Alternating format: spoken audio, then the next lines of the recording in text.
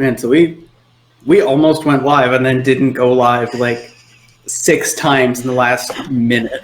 It's a world record, honestly. Yeah. We have a talent for just somehow getting things to work at the last possible minute. Well, because you start off going, okay, we have a system going, all right, thumbs up when you're ready to go live, thumbs up when the blasts are out, perfect, and we're live. Except all it takes is going, yep, nope, and then suddenly it's like, okay, yes, no, okay, did you say yes? Did you say yes? Are you saying yes? Can I get a thumbs up? Is everybody thumbsing up? Okay, we're live. Okay, go get your water and then come back.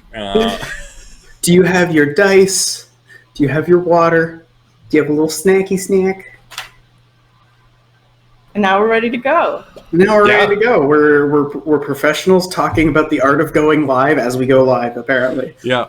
That would be a great name for a book, The Art of Going Live. Yeah. Would it be? Well, I thought it was until you just shot me down like that. I mean, it's I feel like The Art of Going Live is like a little-known radio personality's autobiography title, you know? Yeah, exactly. Yeah. Like the sort of thing where no one would know who this person is until you're in the right crowd of people and they go, Trent Bugley from that radio show. Oh my god, I listen to that show all the time. You fucked my wife. That's what the whole book is about. The Art of Going Live, How I Got Into Radio and Cuckoldry. An autobiography. It's not it's radio cuckoldry. Oh, Jeff, if you're out there. It really sucks that the first thing that radio cuckoldry made me think of was, oh, you could totally do that. I mean, it's literally just a live phone sex line. That's all it is. It's literally, all right, caller, what do you want me to do to you? Well, except, all right, caller, what do you want me to do to your wife? Goodness. Fucking hell. Up next, 21 Pilots. The hottest hits of the 90s, such as 29 Pilots. 29 Pilots. Taylor Swift's new album is coming out Oh, yeah. tonight. I forgot. You told me about that when I woke up. Yeah. It was the first thing that sort of greeted me this morning was Taylor Swift's new album. Taylor Swift's new album. And I haven't thought about it at all until this moment. The thing is, I feel like Chelsea never has something to be like, and this is the thing I'm excited about. And the one time it's like Taylor Swift's new album, it's like every possible answer I have is something vaguely negative. You know, like who did she break up with this time? Right. or like, oh, I care just as much as the last time it came out, and it's like, man, I wanna be there for a bud, but like, God, this is at cross purposes with my pretentiousness. It's okay. When she first told me that, I'm like, isn't Taylor Swift like 80? So yes, you're either in your 20s or your 80s. I know, it's terrible of me. To be fair, I'm not a huge Taylor Swift fan. I just, I'm a mild Taylor Swift fan. Where, like, I will listen to some of her music. We're lampshading. I mean, to be fair, it's true, because, like, the hardcore Taylor Swift fans are hardcore. Yeah. I mean, yeah. I feel like that's most things, though. It's hard to find something that doesn't have at least a few hardcore fans. Well, considering we've kind of hit the low point in the energy for the opener, should I start reading the opener? Yeah. Go ahead. Pump us back up full of energy. Full of happy energy. Happy energy. Yes, for this happy stream. It's totally going to be happy. This is going to be a good, happy time. Yeah. It looks like we're going to get a cell phone. A champion cell? You're going to have a champion cell? Yeah. Champion's phone case. You get a little golden band around it. Like a video game. You're eating up my minutes. You walked inland from me. I was right. I do need to throw away a throwaway opener line. There is no way I can go from the cold open to the opening without a throwaway line. You walked inland for many miles, through forest's tall pine trees, expecting ambush on the road. Instead, seems folks are pleased.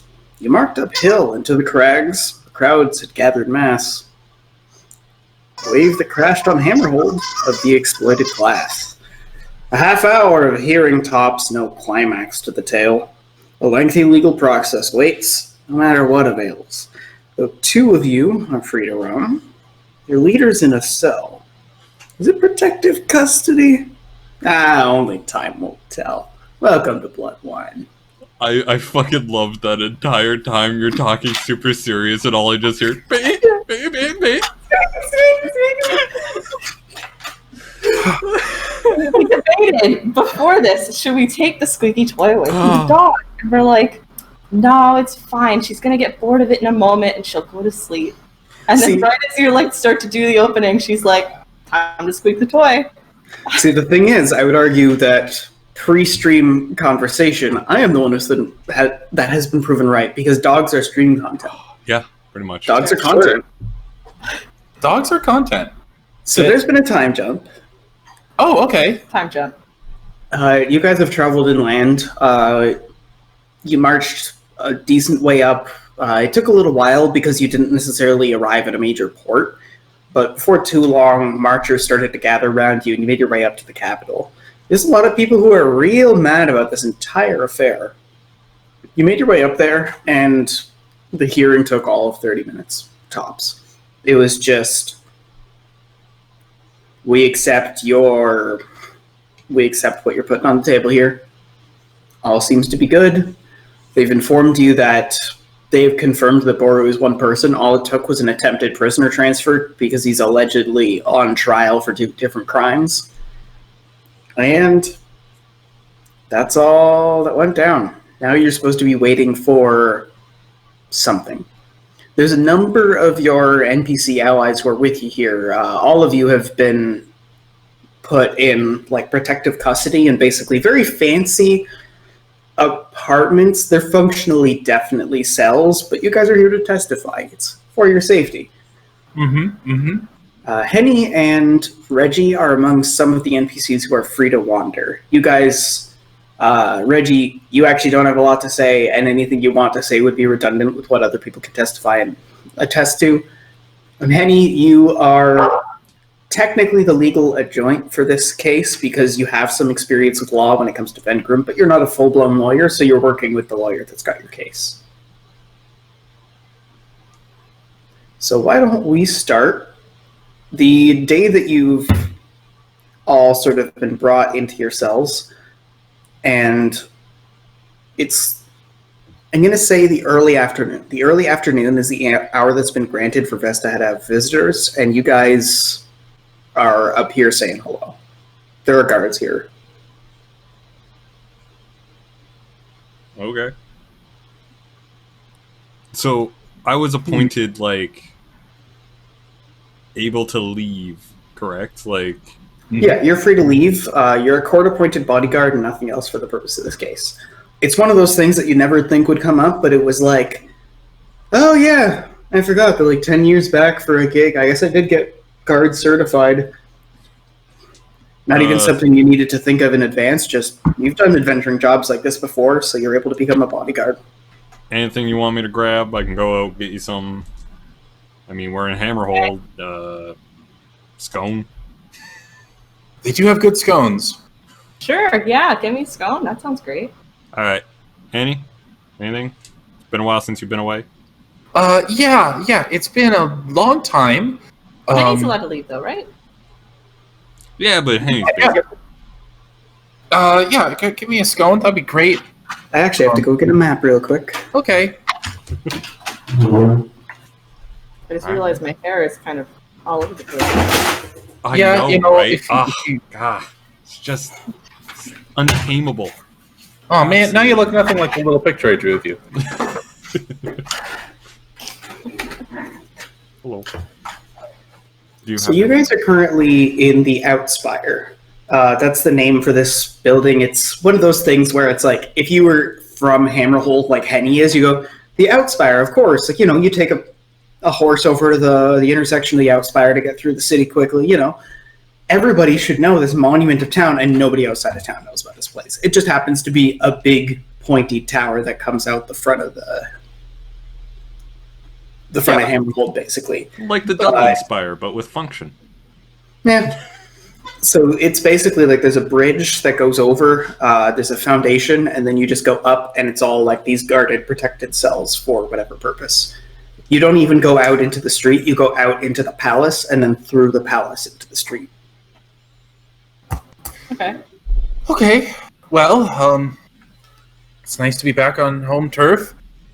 I would rather be here sort of with knowledge that the Life Drinkers sort of had all been brought to justice, but I guess that's what we're doing right now, isn't it? Yeah. That's what we're doing right now. Bringing them to justice. So while everybody else is putting papers down, Reggie, would you be, you're bodyguarding, so I presume you do a sweep of the area? Yeah, pretty much. So you make your way around. To get into here, you entered into a room with 8 doors, like just big square room, circular staircase in the middle, guards patrolling the whole way up and down. That being said, it's one of those things like when you see like 2-floor apartments, like there's door, window, and then a floor. This apartment here is kind of built like a wedge. The stairs are kind of at a 45-ish degree angle to go upstairs. It's a 2-bedroom. There's a quote-unquote kitchen that, Vesta, if you had to walk around this place, you would not call this thing a kitchen. It's not a kitchen. It doesn't count. There's balconies. It's a little privy. That's about it. Very simple place. As you look around, it's well furnished. Like it's all fancy mahogany and carved marble and silks and stuff like that. But really, it's kind of bare furnished when you start to look past the value of the things around you. Yeah, okay. It's exactly what it needs to be, and it looks good doing it.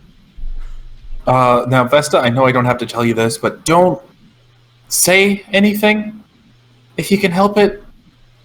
You know, if any sort of officer of the law or anyone with a badge approaches you and says, hey, don't engage in conversation. Half the people here are corrupt, and the other half are, well, I mean, corrupt, but in a you know, like a bit of a nicer way. I mean, thanks for the advice. Yeah, I'll be sure to do that.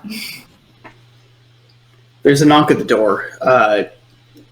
You guys got here late. You missed a lot of the time you had available, and your visit's been cut short. You just had the time to drop things off, make some pleasantries, and do a sweep of the area, and already you're getting a knock telling you that you need to get out. Okay. Well, time to go, I guess. Yeah,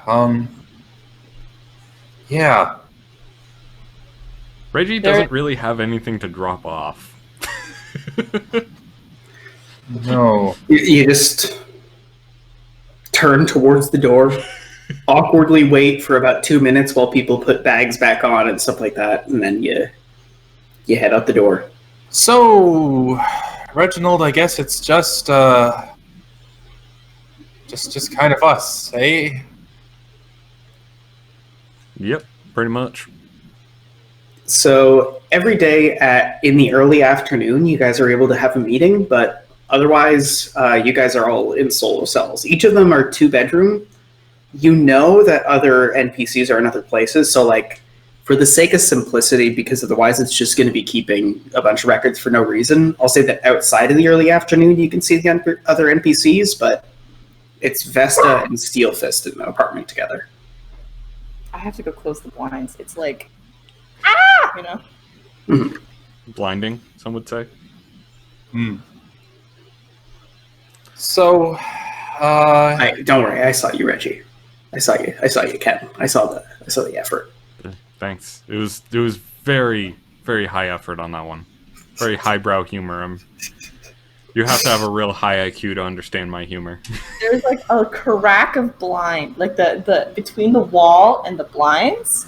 Oh, I hate that because you can't do anything about it. There's nothing I can do, and it's okay. It's fine. I'm fine. I mean, have a drill. We could bolt the thing in place. Bolt the wall. I lied. I don't actually have a drill. I'm sad. But yeah, this is it. This is. Can I show how? It's I got a drill. It's very luminant. I was gonna get a drill, and Chelsea said I can't. It hits right on my face. Right now. Anyway, sorry. Man, off topic. Off topic. Well, so are we free to roam around the city? Yeah. She just wants to bark today. She just wants to bark. Well, I mean, I know. Maya doing generalized borks? Is she doing attention borks? What's the motivation behind the bork? I think the bork is I want to go outside and do something bork. I just gave her another toy to play with, so I think she's in the let's go play mood. But the toy was like you should be distracted with this new toy while we play. But it's actually, now she just wants to go outside. It's a backfire. It's a real backfire. Well, I mean, if we're free to roam around the city, maybe we should stay put. I mean, like, as much as I'd love to go tromping about Hammerhold, there's, I mean, not much to do, you know? Like, no real reason to go out there. I mean, I guess. Out there would be dangerous. It's where you get surrounded in alleyways and things like that. Right, exactly. It's only like there's some of the best food and some of the most vibrant markets. And you scan around and you see that the guards are very, very much getting ready to go. All right, you have to leave the landing now. We're going to spend a lot of this episode going back and forth from A to B group. Do we want to start with Vesta or with Reggie Henny? Start with Vesta. Woo! Vesta, number one. All right. One of the guards comes up and kind of goes like, all right, got to clear the landing. Got to leave the outspire. Come on. And you guys start. Okay. So Vesta, you close the door. You hear it get locked and then barred on the other side. Steelfist went to sort of like have a quiet moment. You haven't seen him in a little bit. You're just here in this apartment in the late afternoon. Am I just by myself? Like, there's nobody else? Okay. Steelfist is in the apartment, but he's not with you right now. Okay. Well, is there anything to do? What do I have food at all to maybe cook something or? So you sort of you do the thing where you pick up all the documents, and superficially you're like, "Yep, these are the documents," and then you put them back down.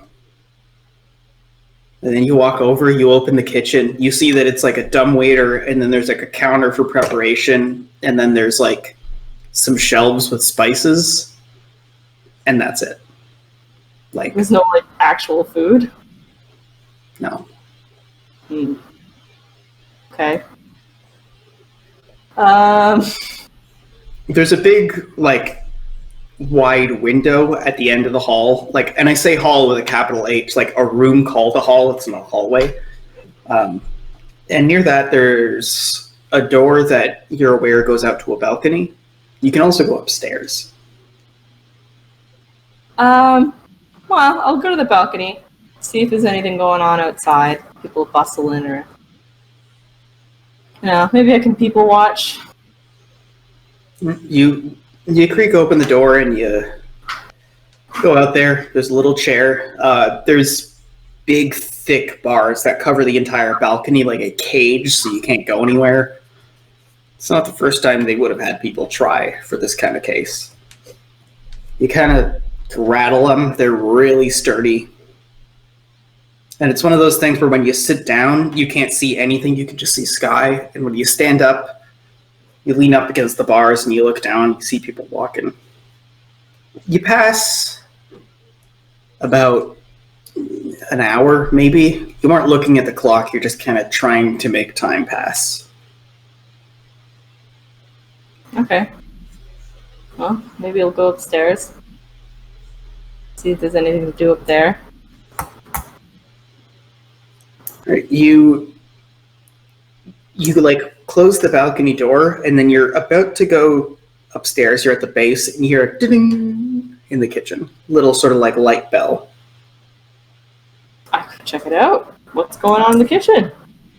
Right? You turn around, and shortly after, Steelfist follows you down. You open the door, and sure enough, the dumbwaiter's there. You open it up, and there's some barley bread. As a baker, you identify that whoever is making these has probably made 500 of these in a batch order. Looks very standard. There's some cheese, a little bit of steak that's already been cooked and seasoned. 2 separate plates. Okay. Well, I take it, I guess. Bon appetit. Sit down, eat it. All right, you grab yours. You pass by the spice rack, but I mean, it looks like they did a job on this. You plonk it down on the table. You take one bite, you 180, you spice it up, and then you come back and sit down. By then, Steelfist is sat down. You can see him just sitting there, like, tasting and going shook, shook with one thing over and over, looking more and more concerned. What's the problem? Does it taste all right, or? Can't tell if this is actual fire pepper or fire pepper seasoning. And he's like looking at he looks at the jar, and he looks generally disgruntled. Do I know anything about fire pepper seasoning? Yeah, actually. You know that Steelfist in particular is probably wondering this because Draconians need, like, fire reagents in their diet to make their stomach work properly. And the seasoning brings the flavor, and that would be more common here because there's not that many Draconians, whereas actual genuine ground fire pepper would taste like fire pepper and definitely be fire pepper. Okay. Well, I relay that information to him that there's probably not very much actual fire pepper here, so it's probably just fire pepper seasoning. He goes, yeah, shit. And he, like, you can see him begrudgingly pick something. He looks at the bread, he looks at something else, and he just goes, and he takes, like, a genuine, like, thick, like, tablespoonful of the hand, and he grips the table and inhales it, and there's a pepper, and he's like, oh, better than dealing with that on the can. Oh, God. And he, like, goes back to the kitchen to get some water from the pipes. Wait, what just happened? What did he just do? He just did the cinnamon challenge with the fucking fire pepper. It's like if you were lactose intolerant, but in reverse, and you had to have milk. Yeah. Like, is this almond milk? No. Time to snort the butter. Like, literally, it's the sort of thing where it's like if you had nothing and then finally someone goes, we had butter, you'd be at the end of the day and just go, all right, give me a square inch of it. God damn it. Like, Poor guy. you finish up your dinner, you But clink down the plate.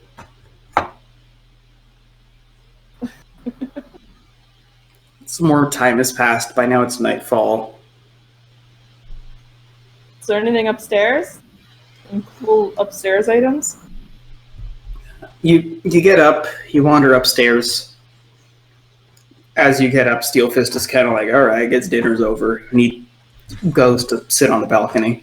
You head up, and there's like a little study area. In the study area, you could see a window that leads out into sort of like the place with the 8 doors. Opposite that, you see 2 doors, one for your room, one for Steelfist's room. Does the study have any books in it? You look around, and sure enough, there are, yeah. It's one of those things where you look. Any interesting books, or all? You're looking for an interesting book, and you're like on the 3rd of 4 shelves before you realize there's absolutely nothing of value in this bookshelf. I was going to There's say, like- I imagine this bookshelf being similar to, like, basically just like historical facts about Venkrum that are actually just like super fucking dull, or like a kid's book, a random, like out of nowhere, why is there a kid's book here? Yeah, like it's, you see that there's like 1 or 2 holy texts, there's a coloring book, there's a bunch of like legal thrillers that you've already read, and you're finally like, ugh. And like when you're stuck at home, sometimes you're just like standing, pacing, sitting, lying down, and that's not enough. And so by now you just sort of slump against the wall, and you look over, and at the edge of the bookcase in the spot that you just gave up on searching, you pull something out, and it's Roguish Dick and Other Tales. Like that. Oh, god damn it. This was the book that Henny had, right? No! Maybe? I was gonna say, I also wonder for those law books that you've clearly read, I'm pretty sure that was actually just Henny spoiling all of them. Probably. Just like, well, you'll never read it, so let me just tell you about this one time in...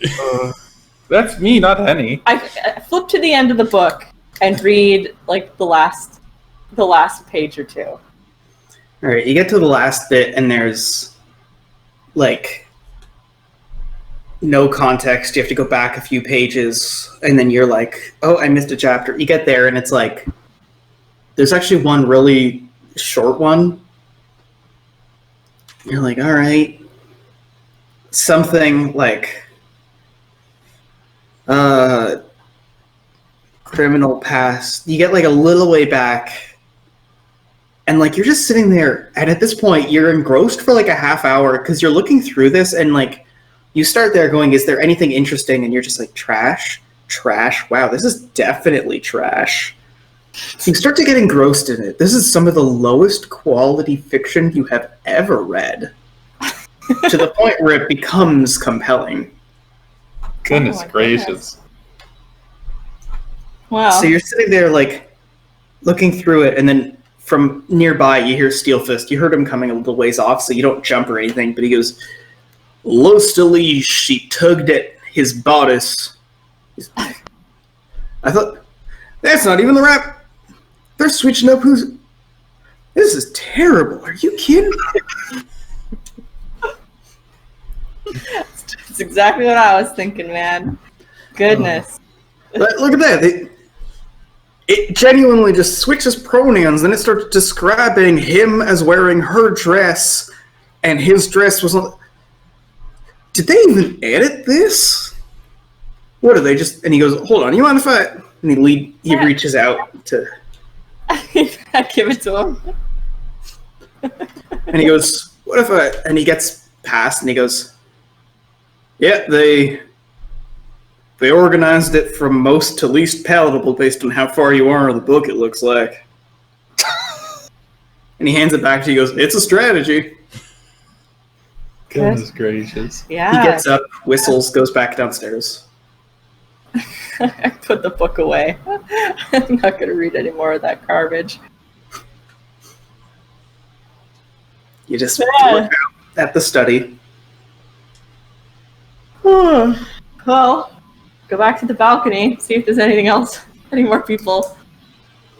All right, so you walk up to the balcony, and you're about to go for the door. It has kind of like a little grill so you can see outside. And Steelfist actually, like, just on the other side, he waves to get your attention. He just goes... And then he reaches over, very delicately opens it, and then he ushers you in, with dead silence, to the balcony. Okay.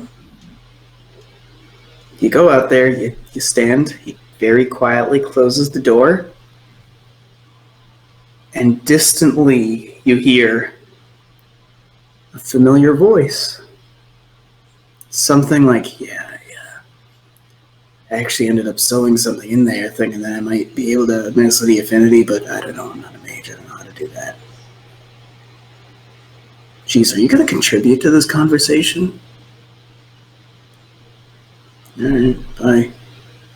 Then you hear another voice kind of just like, what? And then the door closes. Whose voice was it? Like, who was talking? It was muffled because of the wind from up here, but you think that was Garth. Oh. That was the wallet guy, eh? Yeah. Okay. Gosh. Why is he here? It's getting a little bit darker, and you can see the vague, like, shift in hue of someone having lit a light in a window that's nearby, but you can't see from this angle. There's a wall at the edge of the balcony that prevents you from looking around.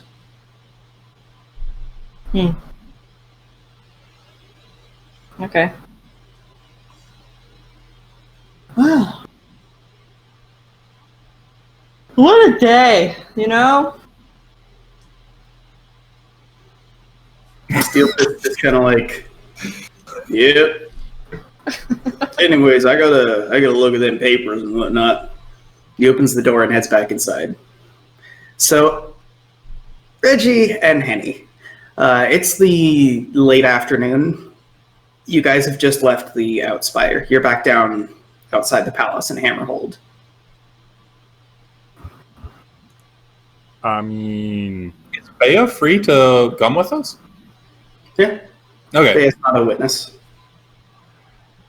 if we wanted to take a walk and perhaps just happen to walk by an area that had food for sale and we just happened to grab it, I don't think that anyone would be, judging us for that.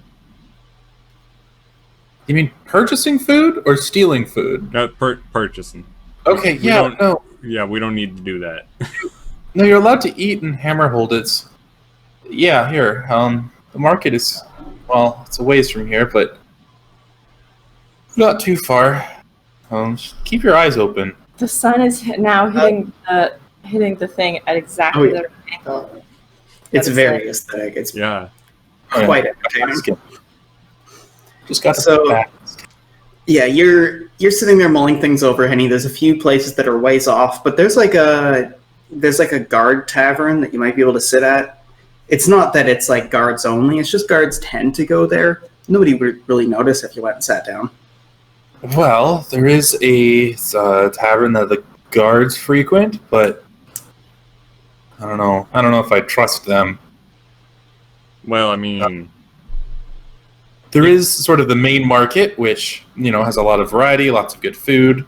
It's also usually packed with people, and that's a great place to get ambushed and slaughtered. There's a nice little coffee shop just down the way. I used to go there a lot, actually, before I fled town, and if there's anybody that is trying to kill me that remembers, they're probably keeping an eye on that place in case I ever go back, so we can't go there. You have fond memories. It was called Import Beans, not a very creative name at all. But I mean, I got the job done. You did the quintessentially gay thing of telling yourself you were going to flirt with someone behind the counter for 2 years, and then you left because of the corruption stuff, and now you're on adventures. So I don't know if I could sort of withstand showing my face there again. There's a nice little quiet market, sort of little offshoot. It's not a gray market. What do you call it? That place is great. Crawling with criminals. That is not where we want to be right now. No. How about that place on the corner and the other one on the other corner? It's called, what is that? Timothy Horton? I think it's Timothy Horton. I love Timothy. He's great. I'm pretty sure he's a life drinker though, so we can't go there. So you've basically gone like up the street, down the street, across the street. You've waited to pass, and then a wagon goes over. You've gone around a corner, and by now it's getting closer to the dinner hour. How are there Timothy Horton shops on every single corner that we go to? Yeah, no, I'm pretty sure he supposedly he died. But now his restaurants. Something doesn't add up. I've been suspicious of that guy. I have notes. Nothing substantial. I'm sure we can't go there. Yeah, you're probably right. I mean, would we be supplied with food if we just went back to our place? Like, what's your place? isn't it in the tower as well, just a different room? No? No, we don't have that. Just to be clear, there are specific people who are in custody. Vesta, Red, Elbjorn, Blue, Trunk, Elmira, Steelfist, and Absolution are testifying witnesses. I see. Okay. So we get Bea, Corvo, Rollins, Milton. Surprised Milton isn't one of them. No, wasn't there. Yeah. Well, So, I mean, I guess we're just head back to camp then. Like, where are we making camp? Are we making camp outside of the walls? Do we have a tavern? well, that is an excellent question. There's a lot of great places to stay. Unfortunately, I'm pretty sure most of them would kill us if we went in. So I'm going to leave that open-ended. You guys don't have a place to stay right now. Well, we might just have to chance it, because, I mean, most of the places have been trying to kill us everywhere we've stayed. Yeah, not like here, though. Not like here. I mean, for the most part, Hammerhold does seem like a law-abiding place. It's they like to pretend that, but it's I don't trust it. And I know I say that a lot. I know I usually don't trust most things, but especially not here. Well, I'll defer to your wisdom. This is the first time I've really been here. Actually, no, there was that one time that we passed through here. That was nice. Oh yeah, the parade, wasn't it? Yeah. Coronation? Yeah. Yep. That we had to run away from. And we had to run So- away. By now you're like looking for the right place that you might want to drink or have an inn, like a drink, head over, grab an inn at the room, finish sentence with the words in the right order. And it's getting closer to evening now, twilight. People are still out drinking and having late dinners. But now that you're thinking about the coronation, you're starting to notice that there's posters here and there on the street. It's not... What are the posters?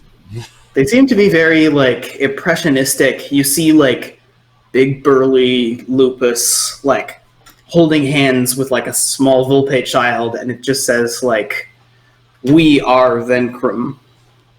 Together we're strong," at the bottom. Okay. I don't like that at all. It's like a magic eye. You see that one, and you've, like, detune out all the ones that you've been seeing the whole time, and you start to go, oh yeah, there is another one, and another one, and another one. They all seem to have the same, like, colored motif, like it's a campaign. There's, like, a bodybuilder holding up a big, heavy bar, and it's, like... And next to him, there's a mage looking through a book, and it says, "Strength in all its forms. Together we are strong." You look across the street and you see that there's a Tortuga and a Pythona being depicted, and it goes like, "We take all comers, together we are strong." Nice. Military. Whoa. It's Rizzo's. Yeah, okay. Well, that's bad. I don't like that at all. I don't really like what that sort of means for the political climate here. Bea, have any of the places that we've mentioned sort of stuck out to you as either high quality food, good place to stay, or low chance of death? Paige just sort of shrugs and goes, "Tavern's a tavern." Okay. Well, let's go to this one here. And I point to one with a sign outside that says "The Pilgrim's Inn." It's like not great, but you know, it's cheap. So you open the door into the Pilgrim's Inn, and it's clearly like a very old-style traditionalist pub. But the moment that you look inside, you see like a bunch of like quote-unquote teenagers. Like, you know when someone's like 19 or 20, but they're definitely a teenager? Yeah. It's that kind of vibe. Like, a bunch of people loudly talking, a few people dancing to the bards in the middle, newer style compositions being played. Using those minor keys. Pshaw. You guys make your way inside up to the counter, and we're going to switch back. I'm thinking we time skip through the night through the morning. Okay. Vesta, you awaken like right at dawn like you're used to. Light coming in from outside. Alright. Get up. Go downstairs to make breakfast and realize that I don't make breakfast here. Yeah, you go downstairs and you open the door and you're like almost like reaching to go get like a cup to start measuring stuff, and it's just, yeah. You open the dumbwaiter in case it like came in the night, but no, it's not there. Okay. Steel Fist is still sleeping? You haven't heard him stir yet. Alright, well. Can I go for a walk somewhere?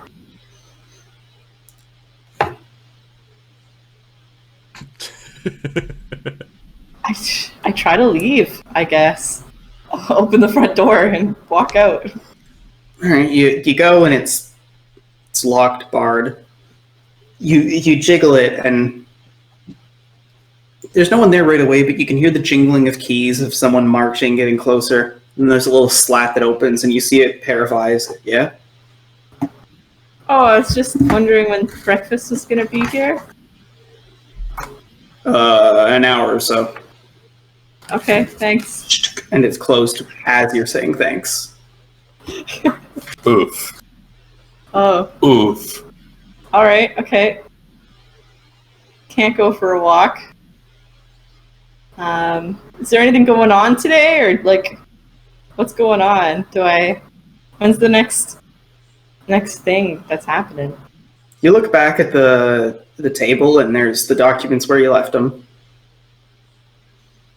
I checked them. Is there do we have like a timetable like we did the court case yesterday, I think, or a few days ago?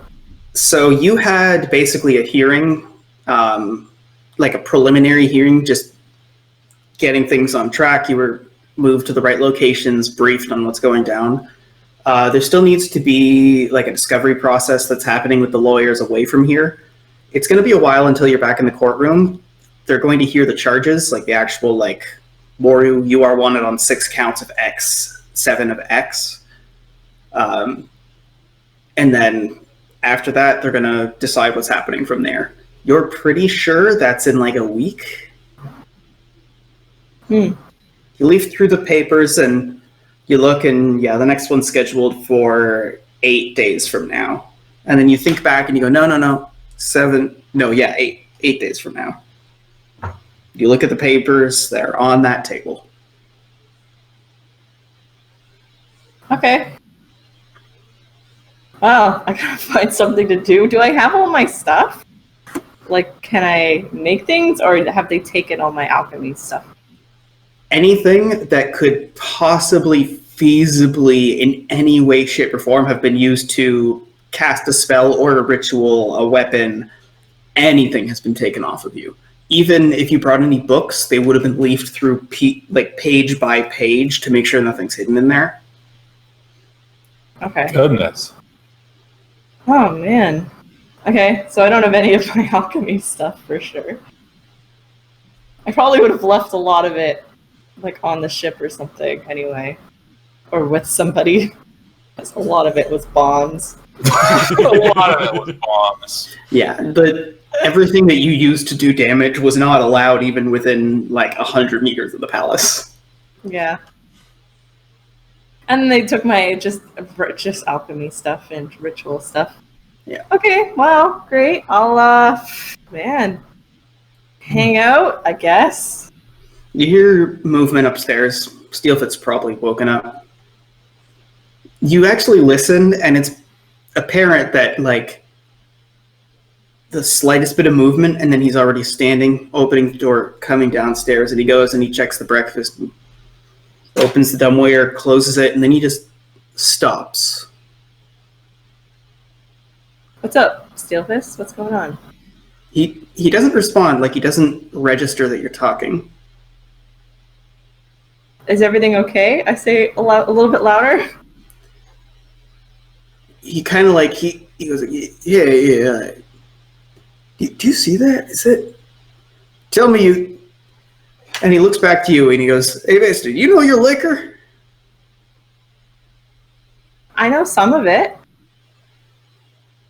You know, Gold Slick? Would I know Gold Slick? Yeah, it's this really cheap, trashy vodka that they make. There's tons of it in the mountains, and there's these little gold flakes in it. There's so little gold that it's actually barely worth anything else, but they mark it up like a good extra gold piece on it, in addition to what you're paying. Okay. Yeah, I know that. It's very aesthetically expensive and refined taste-wise, the cheapest shit you could find. And there's no real-world parallel at all. No. And you look over there and you see, sure enough, there's an empty bottle of it. There's no real-world parallel at all, and Will definitely hasn't seen Superbad in the past few years. So that is definitely exactly... Like, I was thinking, do I name the actual alcohol, or do I go with the B brand from Superbad?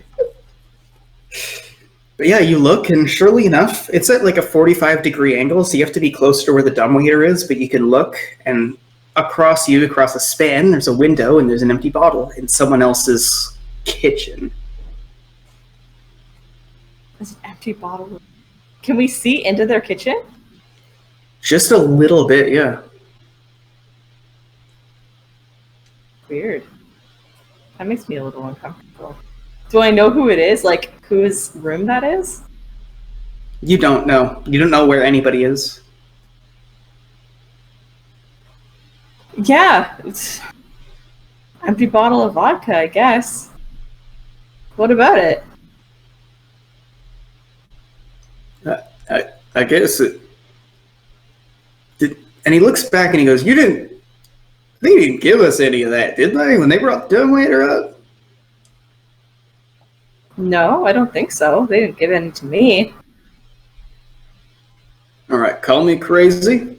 Got no way to prove it, but sure as shit that's Boru in that cell over there. He points out the window at the other kitchen. That's Boru. I swear. That's the purple fucker. Really? Did he like that stuff? Oh, yeah. Tasted like shit. Got it every chance he had a spare gold. That sounds accurate. Doesn't sound like a horror we know and hate. Anyway, I gotta be one with the earth and air, so I'm gonna stay here and see if I see him. Okay. Sure. It's a little weird that he'd put him right next to us. You know, you'd think that... There are bars over all of the windows, a barred and locked door, a barred over balcony for all of these. Weird. I wish the bard over my balcony would stop playing Wonderwall. You know what I'm saying? Yeah. So, yeah, you don't see anything. Okay. I ask him, like, do you know where anybody is? Do you know if we can go for a walk or anything? Or are we just... Are you asking Steelfist? Yeah, I'm asking Steelfist. No, it's jail. They'll let us know if we have any recreational opportunities. Oh, so we're just going to be in here for the next week? Steelfist sort of like laughs. He goes, I don't know, week, year, 18 years, I don't know. It's jail. I don't know. We're here now. Oof. Okay. I guess that is how it is then. Vesta's gonna walk away. Vesta does that. Steelfist is very still in a way that you can tell, like, isn't him, like, in a weird state. Like, he actually probably is trying to get in tune with the air and earth and all that stuff. Just in the pseudo kitchen looking out a window. You make your way back into the hall, table, papers on it. There is some stuff that you have to fill out here. It's just going to take a while. I'll start doing that because I got nothing else to do. All right, so you look through, you get stuff out of the way, you sit down, you start looking through, you realize you don't have anything. You go upstairs to the study, you realize there's a writing desk, go back down, get these papers, go back up to the study, plonk it down, you start writing. Now that you're here at the writing desk, you can see from your window that you can actually see other people's windows on the opposite side of that central area. Most of them are curtained over, but one of them seems to be half open. Can I see anybody there? You can see into the room. You can tell that nobody's in that room. Okay. Well, I'll continue writing and keeping my eye on it, I guess. All right, so you got your stuff ready. You peer out. You don't see any movement. You flip this thing open, and it's asking you dates, confirming information. You're about halfway through entering a sentence when you sort of jump a little bit because you hear the ding from downstairs. All right, go get the breakfast, I guess. You head down. As you open the kitchen door, Steelfist hears you coming. He opens it. He's there looking at the window. He passes you your plate and everything, and he's just holding his breakfast. He's like, "That's the bait. See who takes the trap." What? He's waiting for Boru to get his breakfast food. I see. To see if it's Boru. Yeah, I guess I'll sit with him. Semi close to him. Just both, Yeah. Exactly. So you're sitting there eating your breakfast. You're done it. You put down your plates. And then, sure enough, you start to see something moving. Because of the way the light's playing, you can't see perfectly because it's still early morning light. And so there's a figure that goes and then grabs something out and then plonks it down. And that's when you see it shuffling over. He doesn't see you. You guys are further away where you're in the shadows a little bit. Steelfist kind of moves you back to where he knows Boru wouldn't be able to see you. And you can see him go, and you see him look at his breakfast, and he plonks a finger at it, in it. And then he looks pissed off, and then he just he stomps off. His breakfast is just sitting there. You wait. You wait. He comes back in. You see him holding a letter. He crams it inside of the dumbwaiter. You see him put the breakfast in. You see shuffling where clearly he knocked some of the food off and he's throwing it into the dumbwaiter. You see him grab the bottle that was near the window, chuck it in there with force that makes you presume it's shattered. He slams the dumbwaiter closed, he rings the bell, and then he just slumps facing away from you, waiting for it to come up. What an ass. He wants to speak to their manager. Or what if he was purple? He wants to speak to the fucking manager. How dare they feed him warm potatoes? I think it'd be really funny though if you didn't see the breakfast, but what if it was just a big pile of dog shit? What? Actually, we don't know. Actually, you can see the breakfast perfectly well. Steelfist grew up dirt fucking poor, and Vesta, you still grew up in a mountain village. You weren't well off, so you're sitting there having what you think is a nice well-ground porridge with some good nuts and berries. They gave you a little bit of fruit, and you look over, and this guy's got bacon and eggs. Harry Potter and the audacity of this bitch? The audacity of this bitch! Fucking bacon and eggs? That sounds amazing. Fuck. Yeah. Oh my god. The thing about bacon is that bacon is really good if you don't have to cook it. I'm just not actually a fan of bacon strips. I find that like bacon is more trouble than it's worth. Yeah. Like unless you're making it for a lot of people and it's just in one pan and you have to do the whole like every last bit of congealed grease thing in one go, then it's worth it. But like, no, you gotta get female bacon. That's the good shit. You slap it down, you wait for it, and then you slap it over. All that stuff goes and fries everything else. Yeah, it's great. I have the strongest dinner breakfast craving right now. It is obscene. I wish I had ingredients for dinner breakfast. I don't have the ingredients for dinner breakfast. Tragedy. True tragedy. There's no way that he can hear us, right? No. You didn't hear what presumably was a shattering bottle, so he probably can't hear you. Okay. I'm gonna, like... The audacity of this guy. He has a perfectly good meal, and he's gonna throw it into the bin. Like, Steelfish just kind of chuckles, and for a moment, even though you're the leader of this group and Steelfist is kind of this wacky pseudo-hero, there's like a shift. There's something about you that starts to feel small, and Steelfist starts to show his good decade on you of age and wisdom for a moment. There's just kind of a hearty chuckle, and he goes, 2 things that man always used to say to me. 1, squeaky wheel gets the grease. 2, always be the bigger bastard. And Steelfist kind of just smiles and looks at you, and he goes, squeaky bastard, huh? Man.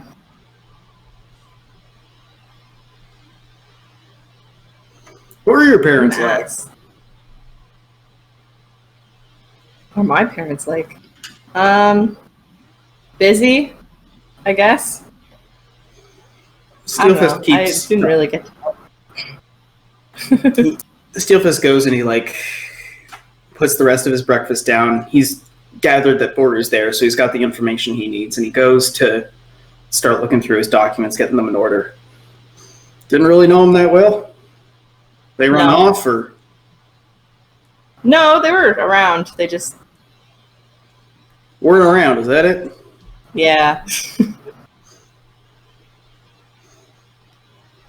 Yeah. Steel just kind of nods and he goes, "Shit's rough.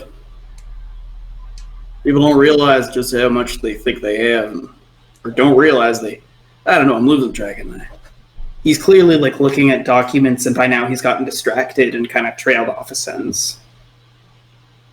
Okay, well, I'll just be like, I'll give a polite exit and then go continue writing my documents. See if there's anybody in the upstairs window that was open.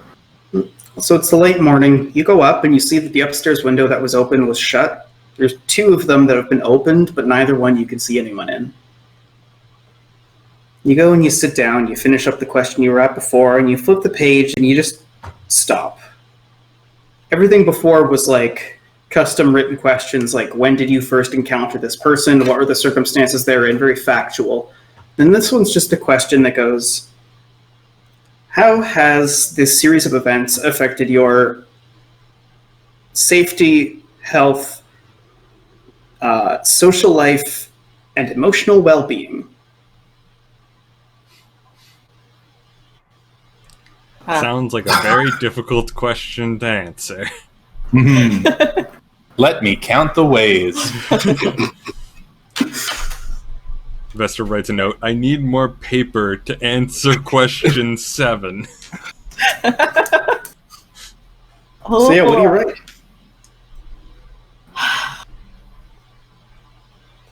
I skip it. Really? Yeah. You skip it and you go to the next page. There's some more factual details. It keeps going, and you get to the end of that bit, and that's all the paperwork you had to fill out. This should be good to pass the lawyer next time you see him. Except for the question that I didn't answer. Okay, well, I'm not done. I'll come back and answer the question eventually. But, man, what a loaded question. Do I have a lot of space? Do I have, like, a page to answer it, or...? You basically have, like question, space, and that's it. Okay, so I have, like, a whole page.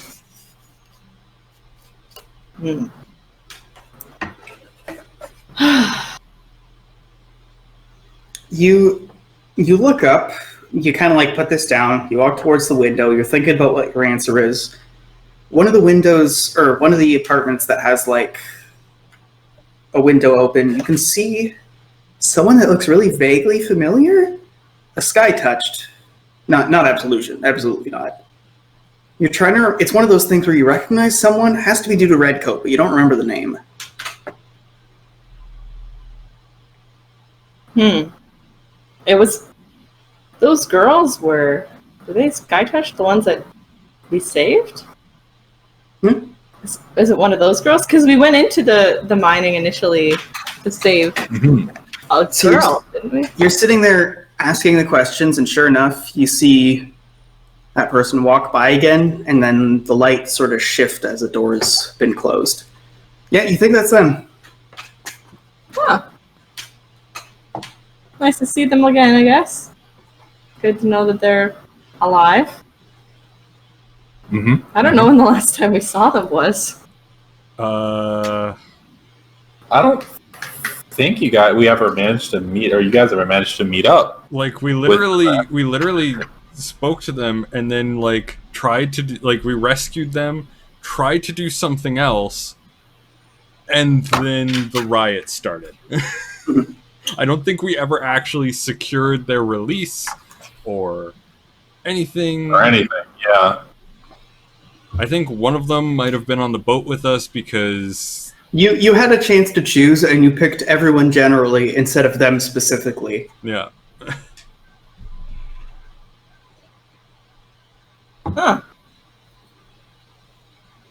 I mean, it was in general the one time Salas actually respected Leland for, saving the hostage with a knife. So you're sitting there thinking back like, oh yeah, and that's when you hear, it's almost like hail, but big hail, like whack, whack, whack. There's a shuffling, a steel fist is quickly going to check out the windows. Is it hail, or is it somebody throwing a rock at our window? So just for situationalness, you're upstairs, you could go downstairs into the hall where Steel Fist is, or you could go into your room. Would I be able to see it both ways? Yep. Okay, I'll go into my room then. Alright, so you don't go downstairs, you open the door, you go back into your room, and you see that there's like a smear, and you lean in close to inspect it, and you jump like a foot as there's a whack, a bird that just smacks into the window. You see, now that you're looking, you see more birds like swirling outside the tower, and there's whack, another one comes in. Oh. Why are birds hitting the window? Roll wisecraft, or ritual. Ba-da-da-dum-bum-ba-dum-ba. Gonna get out some dice of right. Oh my god, there we go. That is my ritual. Let's go. Something wrong with the images in the chat, Chelsea? No. Are you posting images in... Oh, no, you're scrolling up to look at your character sheet. Yeah. I need to, because you still have my character sheet. Yeah. Funny how that works with the pandemic. Oh gosh, what a terrible roll. That's pretty bad. So 9. 9. This is definitely magic. Definitely magic in origin. You can't really tell what school because it's birds whacking into the window, but I mean, druids wouldn't do this. That would be them just smacking into a window in bird form.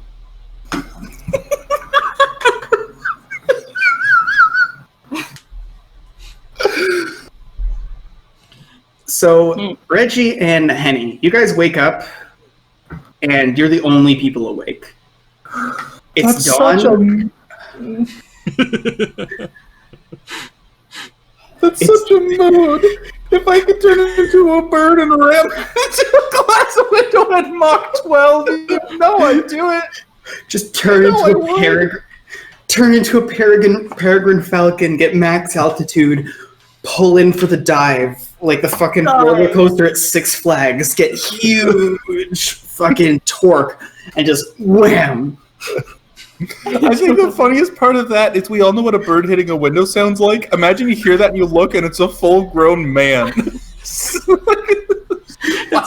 It's still just that tiny little... But like you look and it's just a fully grown dude just splat. Oh my god. So we're the only we're the only ones awake. Yep. Yeah. You guys were here at what was it? The Pilgrims Inn. Pilgrims Inn. You can hear like the distant sounds of snoring. It's like being the first to wake up at like a party or something. You guys are used to waking up earlier than everyone, like dawn, but it feels like you woke up at 3 a.m. based on how quiet it is here. Okay, well, another day of not dying in the most scum-ridden city on Earth. That's a good thing. Embrace the small stuff. You quietly make your way downstairs, and you see that slumped over one of the tables, asleep, there's... It looks like a younger-looking, like, lupus, just sort of face down, and you can see it's the same as, like, writing Sharpie on someone's face. Like, there's been a little bit of spices that have been rubbed in to make the fur colorful, and you can see, like, it says "Good Boy" on his back, and then right next to his mouth, because he's sort of, like, flump like that where you can see it, it says "Beer here," and it points to it. Okay, well, Someone had a good night. that was kind of my plan. I was hoping that if we came here, you know, in an establishment that I've never frequented, that make it like less likely for sort of people to find me. I'm gonna reach over the counter and procure some coffee beans and start making some coffee for my beloved, because Lord knows she'll need it. So you quietly make your way back. And have you worked like service at like a food service establishment, done like a full open from right when you unlock the store and everything? Yeah, sure, I can imagine. So you get over to the other side and it's like locked cabinet, locked cabinet, locked cabinet. You look over, there's like a glass case and that's locked down. There's like all of the taps and they have locks on them, like in one big bar that closes them all at once. You go to the kitchen door and that's locked. There is absolutely nothing available right now. Okay, well, perhaps this sort of this Timothy fellow can give us some caffeine. Yeah, I do seem to see a couple of people walking around with cups that have the Timothy Horton logo on them.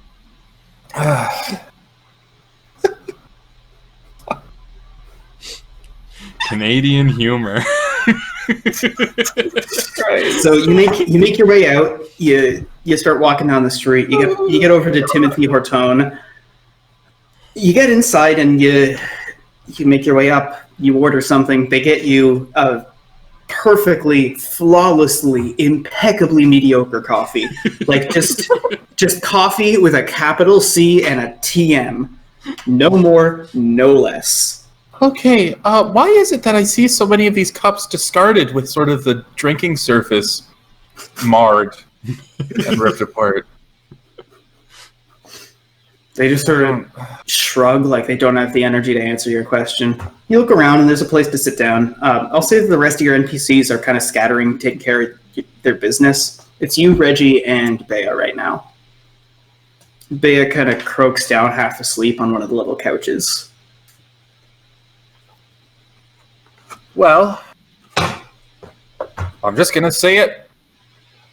I hate this.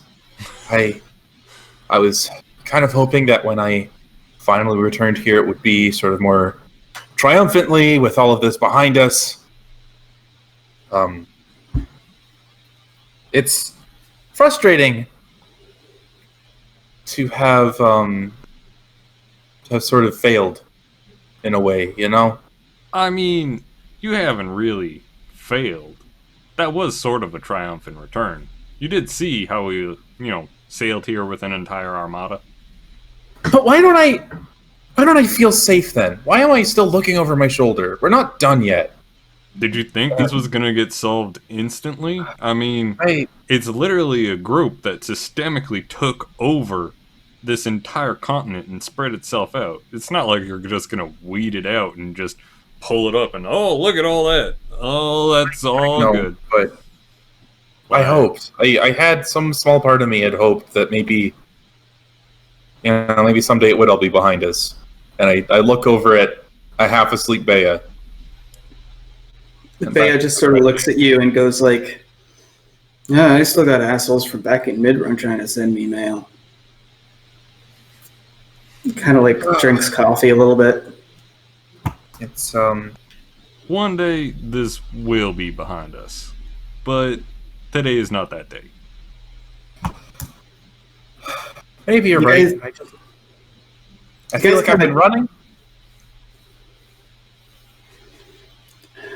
You trail off a little bit. No, you go ahead. I don't have anything to say. I thought I don't know. So you sort of trail off. You have that awkward, like, little bit of sitting there, sipping coffee. You guys are tired, so instead of trying to revive the conversation to break the awkward silence, you lean in and kind of just silently drink coffee. There's people that come and go. You're still kind of half asleep and getting ready, and there's a couple of people that sit down at a table nearby. Very, very stereotypical. Like, one of them has got to be like an in-city wagon driver. One of them's a hauler. One of them is a like butcher's assistant from up the street. All like older guys, kind of roughly shaven, longer hair tucked behind, wearing like plaid and denim and stuff like that. Because you guys aren't talking and there's people coming and going, but not that many, you can kind of overhear their conversation. They're kind of just talking to each other like, yeah, no way that guy's going to live long enough to testify. I guarantee they find him, easy way out.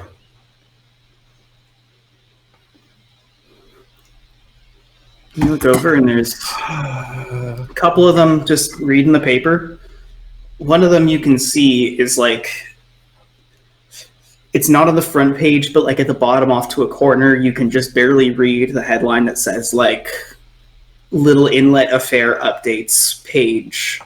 You can't really read. You think it's 4, maybe 6, maybe 8, some sort of complicated, clumpy, big number. For too long, there's like the rough of a flip, and it's covered. Okay, so We really should buy newspapers, like a newspaper subscription. yeah, no, I would, but I don't want to put my name down on anything. That's fair. It looks like as you guys start talking, and they hear you, guy sort of like leans over and he goes, "Oh, I read what I need to read. Here." Sort of passes it over. Reggie grabs Does it strike you as weird that all the people that frequent this establishment are so weirdly polite without meaning it? I mean, it is. The guy gives you polite. like the dadliest of dadly warm smiles and goes, "No, I meant it. Have a good day." Okay, Reggie well, looks like at Henny with a confused sort of expression. Just like, it is just polite. I mean, he heard that we wanted a newspaper. He was done with his newspaper. He gave us his newspaper. I mean, what more use does he have for it? this place is but it is weird though that they have a whole sort of setup so that if you're just riding on a wagon, you don't want to actually step in, they'll give you your coffee as sort of you keep riding, right? That is unusual. I mean, that just sounds like efficiency. Actually, now that you're here, like in the depths of the city, there isn't even enough space for that. People just pull off their wagons, run in, run out, keep moving. Truth be told, in the depths of the city, wagons are only moving to like do hauling. People try to avoid bringing stuff in here because the traffic gets real bad. Well, I guess I'll flip open the newspaper and You flip irrelevant stuff you know, updates anyone would know. It looks like people know that you were moved to holding cells, but that would be what people presume. People know that it's and you get past it all the way to the editorials. And normally you just fluff past these because it's like raging grandpas with enough time to write the newspaper. Mm-hmm. But there's one that says, "Why would we trust the Outspire?" you look in, and it's one of those things where it's clearly not like a journalist writing this. This is some crank, but they're talking about how like there's always bad things happening in the Outspire, and that this is a high-profile case, and they don't expect people to make it to trial. Like very conspiratorial, like they're gonna gank them all in jail to keep them quiet about the international conspiracy kind of thing. And you sit there. Yeah, you're sitting there stewing because of the fact that it's like fully correct, but also fully crank mode. The thing is, like, obviously, that's why I told Vesta not to say anything to anybody. Like, no, like, that's why I didn't want to leave. Like, obviously, this is not helpful to read. You flip it closed and put it down. Looks like these guys kind of made their way off. You see another couple of people coming in. You actually have to blink to make sure these aren't the literal same people, because it's the exact same profile. Denim, wagon drivers, and they sit down at a nearby table. You see them kind of eyeing the newspaper, too polite to say anything. I hand it to them, and with my warmest dadly smile, I say, I meant it. And then I remember, wait, there was a build-up to that. And the guy just sort of laughs and he goes, thanks. I don't know what to say before I've had my coffee either. Just kind Reggie looks over to the guy and with his most dadly smile just goes, she doesn't know what to say after she's had her coffee. There's kind of like a things settle again. Yeah. By now you guys have been kind of bumming around in the Tim Hortons. It's now like early to mid-morning. Well, we should probably be hitting the trail. Yeah, we should probably trail. Get out, get moving. The old dusty trail. Are you still books? There might be some publishing offers. We could swing by. No, that's a part of my life that I think is best left at the bottom of the ocean. Okay, that's depressing. Okay. I guess Druid shop. I feel like that kind of goes against the whole. It's like the whole idea of it. You guys can also go and like talk to the other people in the cells. Oh, I thought we had visiting hours, like strict visiting hours. You have quote-unquote strict visiting hours for everyone, and they're not all at the same time. It's just kind of for the sake of ease. I'll say that if you guys decide to go see, like, Red and Elbjorn, then you go see them at the time that it happens to be Red and Elbjorn's visiting hours. Well, let's... Maybe some gifts? I feel like they're probably deep in boredom at this point. I feel like we maybe go shopping, try and get everybody something to pass the time. What are we allowed to bring in? Are we allowed to bring in food? Apparently not, but, I mean, I'm sure Red and Elbjorn would appreciate a board game. Steel Fist would like some sort of fist. Made of steel, or iron, or a board game. Are your thoughts just let's go buy board games? I don't know. I feel like if we stay put, we're gonna get shanked, and if we move too quick, we're gonna get shanked. So I kind of want to do this as efficiently as possible.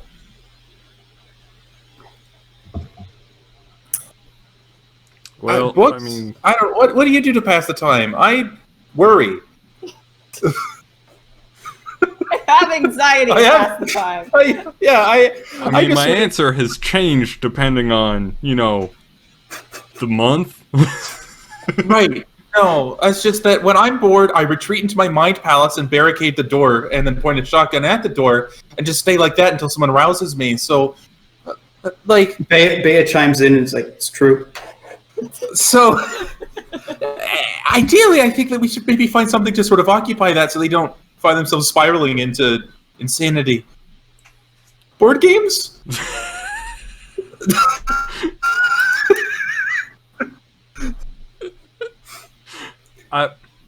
You're sitting there like outside the Tim Hortons waiting to wander off, and you're vibrating at this point. I mean, presumably Steelfist would like probably a book, maybe one with folk tales. Yeah, I was. Yeah, no. Red Nelbjorn definitely would be the board game. Definitely would be the board game. See, I got that one. My problem is Vesta would like something that either explodes or has flowers on it. I'm going to give you guys a minute to sort of think about that for a while. I'll say that you guys wander off. Go check on your friends, make sure they've got everything they need. Vesta, it seems like the birds have stopped. You hear a ding. There isn't anybody like down in like the center area, right? Like you said, it's so I'm imagining this like castle grounds, where you have like walls on all four sides, and there's like a center outdoorsy area. So it's the idea is like there's a spiral staircase in the middle, and then like almost like big lobbies. There's no outside, like there's an interior like door with windows, and then the outside of the tower where the balconies and windows are sort of goes around like that. Okay. But there isn't, I can't see anybody outside, like down on the ground that looks like they might have been doing the bird smashing. When you look outside, you couldn't see if anybody was casting magic from here. Checking back in the study and looking down, while the birds were swirling around, sure enough, like a few guards went to double check different places and kind of just shrugged and were like, okay, I guess this is happening. But nobody seemed to be doing it. Okay, I'll go this check is the out thing, sign I of the guess. apocalypse. Yeah. What did the door ding? Is there somebody here? You go down and you check the door, but not someone at the door. You go to the pseudo kitchen, and sure enough, dumbwaiter's here. Oh, is it lunch? Is it lunchtime? Like, okay, I open it up. You creak it open. Pork chops. Looks like some green beans, mashed potatoes. Solid. Solid. It's a good meal. Yeah. It's actually Kind a of meal jealous that of the meals that you're eating. Goodness gracious. Okay, well, take it out. As I'm like, getting the food off of it and like giving it to Steelfist, I ask him like, "Do you know what just happened with the birds out there? Like, do you know what would cause that, or how somebody could do that?" So Steelfist like furrows his eyes, and in another one of these moments that seem very uncharacteristic, now that you've been living in this apartment with him for a day or two, just enclosed, he gets really like theoretical for a moment, and he goes, "Well, it wouldn't be elemental. I reckon with that many, you need a lot of druids to be doing that, but you would want something more concentrated, unless it's for harassment. This makes me think it's some sort of message. Maybe it's planar, or it's a manifestation of something." Perhaps What sort even, of message could somebody be sending by slamming birds into the window? Perhaps it's even a omen. When you say what message could someone be sending by slamming birds into a window, Steelfish just kind of gives you a bit of a sad look.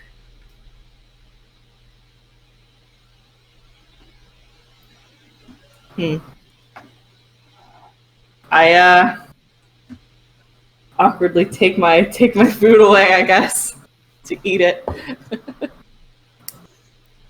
You take your food away, you put it down, and then you hear a knocking. Looks like it's at the front door. Get back up, answer the door. You get up there, and it's it's really, really jarring in a really subtle way, having a door that opens the wrong way when you go to it. And so you kind of like awkwardly knock back, and then the doors open, there's a few guards. You hear just sort of like some of them pushing past, going, all right, let's do a quick inspection. One of them holds back. Yeah. Sorry, just need to make sure. You saw that bird stuff, right? Yeah, go ahead. There's something like an elephant in the room, but you're not sure what. This guard looks familiar. You don't know if it's from escorting you up earlier or... Okay. Ooh, just stand there awkwardly like, okay, getting inspected. Just gonna... After not very long, they come back, basically going like, yep, nothing's wrong, nothing's made it inside. The guards start pouring out. They give like a thumbs up, and as everyone leaves, the last guard goes, all right, everything good then? Do you know anything about that bird stuff?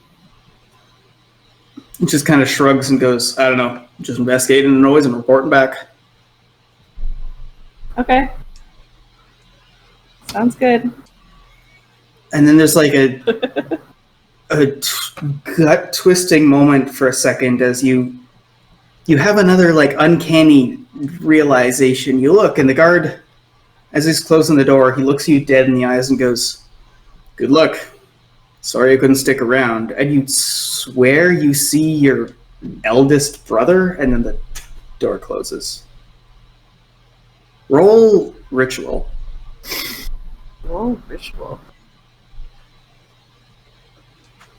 I was gonna say, for that inspection, it's just like, it's made awkward too that she just got food, and so it's literally like, yeah, go ahead and inspect. I'm just gonna eat these potatoes like while they're still warm-ish. Just sitting there. Yeah, I know, right? Like the hot food is sitting on the table, and I'm like, should I eat this? Should I not eat this? Would it be rude for me to start eating while they're inspecting? I got a 14. 14. Yep, this is what you would academically call arcane magic. People just call it that when they don't know what kind of magic it is. Yeah, there's magic afoot. That wasn't really your brother. Steelfist sees you, and he can tell you have like that you've seen something.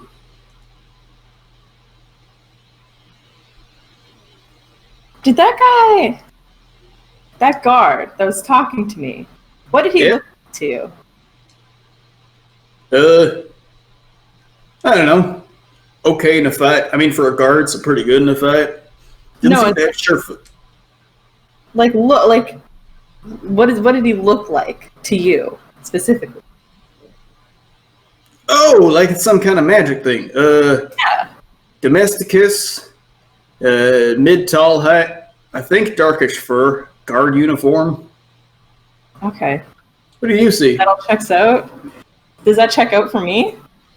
It technically describes your eldest brother, but in the same way that, like, guy with brown hair, beard, and glasses describes a bunch of people. You know? Yeah. Wait, I don't have glasses. Fuck. It's the right description, but it doesn't help. That is actually a description of my brother. Oh my... And it's also a description of you, I guess. Yeah. That's weird.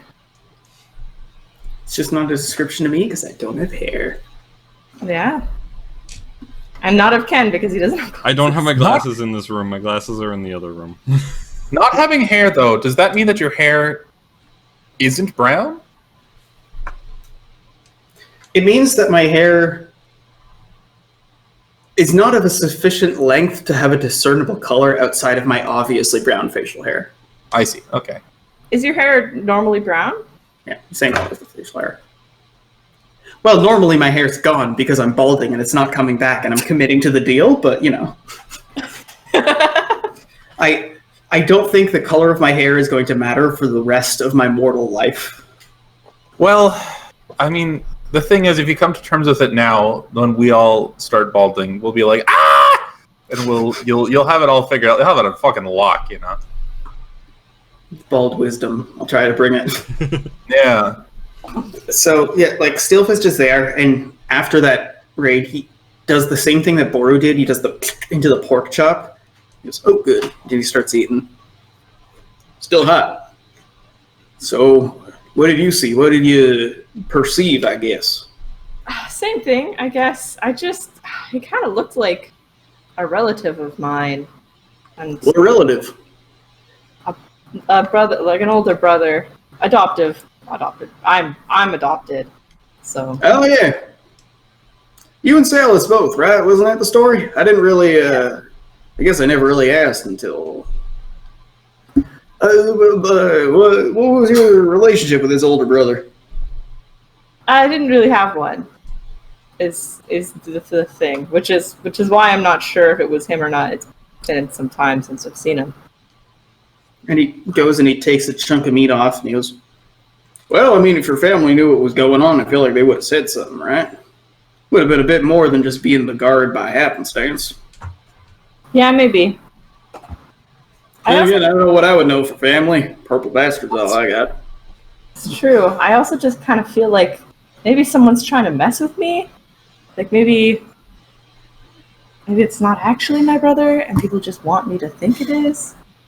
You know?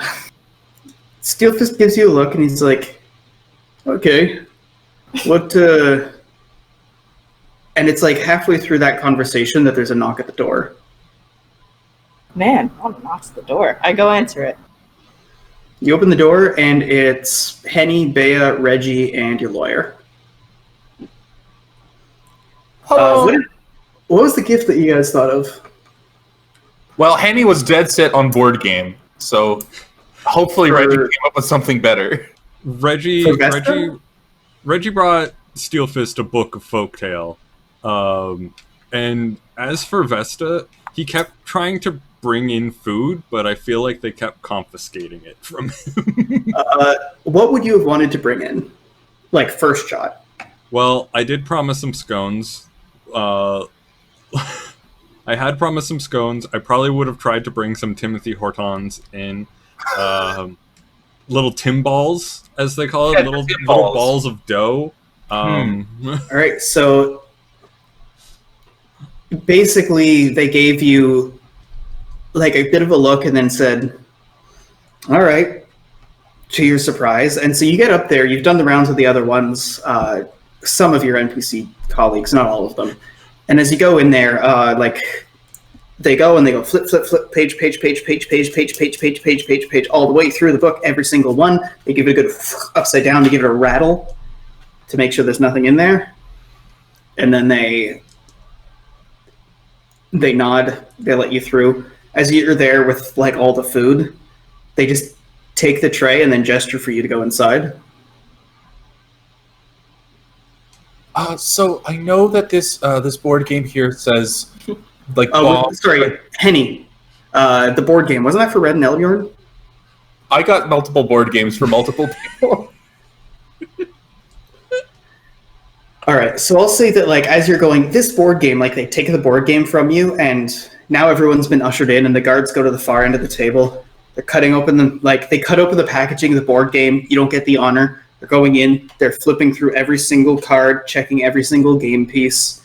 They take the scones and the Timballs. You can see them like chopping them into slivers.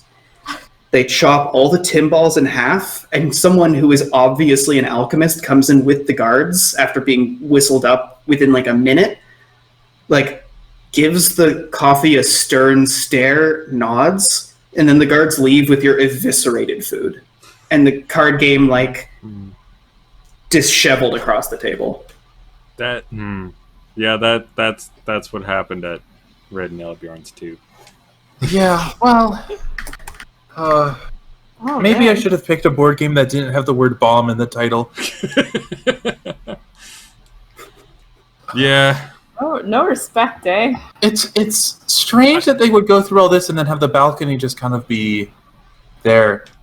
But I thought you would enjoy seeing, some new creations with dough, in the ball form. I thought that would be nice, but I mean, now you can see it's slashed ball form.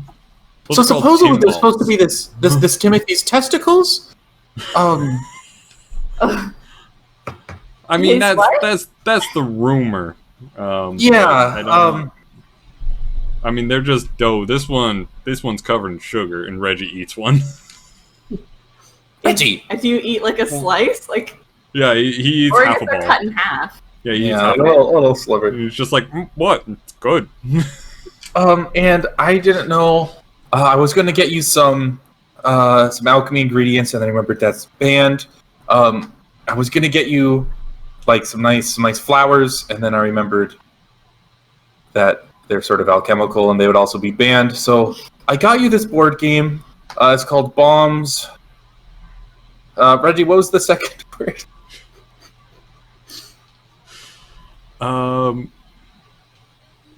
I believe that was bombs, battalions, and Vesta. What's that last word? Can you read that, please? Bishops. Okay, well, bombs, battalions, and bishops. It says here, hours worth of fun. So I think if you play it, I've calculated it's 50 times only then of the week. It's only then that you're looking through that you realize there's quotations around the word hours. Okay, well, my math might be a little bit off, but if there's anything specific you want, just let us know, and we'll try to get it in. Yeah, I mean, this is great. Thanks. Like, if you could find me a book, too, that would be cool. All the books here are kind of really boring. Oh, I saw that roguish dick book that you were reading. Oh yeah, never heard of it. Book's definitely a good idea. Yeah, we'll grab a book. If not, we kind of need to get a book for Red too, because Red didn't really like what I brought her. I brought a pack of Hearthstone. Which I would like to point out would be a single pack of like 10 cards, completely unusable, and they would have opened the pack right in front of them and just flipped through, and then given them the pack, which is the most painful thing ever. It's like if your parents said, "We got you a new Nintendo for Christmas," and then they played a game for the first 2 hours. Yeah. We gift giving is supposed to be a sign of, good gift giving is supposed to be a sign of empathy, and apparently we're both sort of sociopaths. No, these are great gifts. Thanks, guys. I appreciate it. If there's anything like specific, we can get you. Reginald, you got a book? I did? Oh, I mean, I got a book for Steel Fist. Well, they're both... Steelfist, you see coming down, he must have gone and put the book down for later. He's coming back with a bunch of pages, and he's sort of having a conversation to the side with the lawyer. He passes off a bunch of documentations, nods about how this should be everything. So just sort of be on your guard. The smart money is on you being found dead before the trial. I did get a whole bunch of angry birds at my window. Oh, good! Can I roll Druid to, try and discern what the fuck? By now it would be too late. Okay. Wonderful. Like 4 birds? No, it was like a swarm. It was like a swarm of birds, and they were all just kind of like slamming. Oh, great! Into the window. Oh, wonderful. Oh, that's great. I'm so glad. There's something muffled that's said on the other side of the door. The lawyer comes closer and just sort of goes, "We have like 15 minutes. Sorry." And gestures to Vesta, goes, "Do you have those documents? Do you need more time?" I need more time. I'm almost done. Okay, no worries. Okay.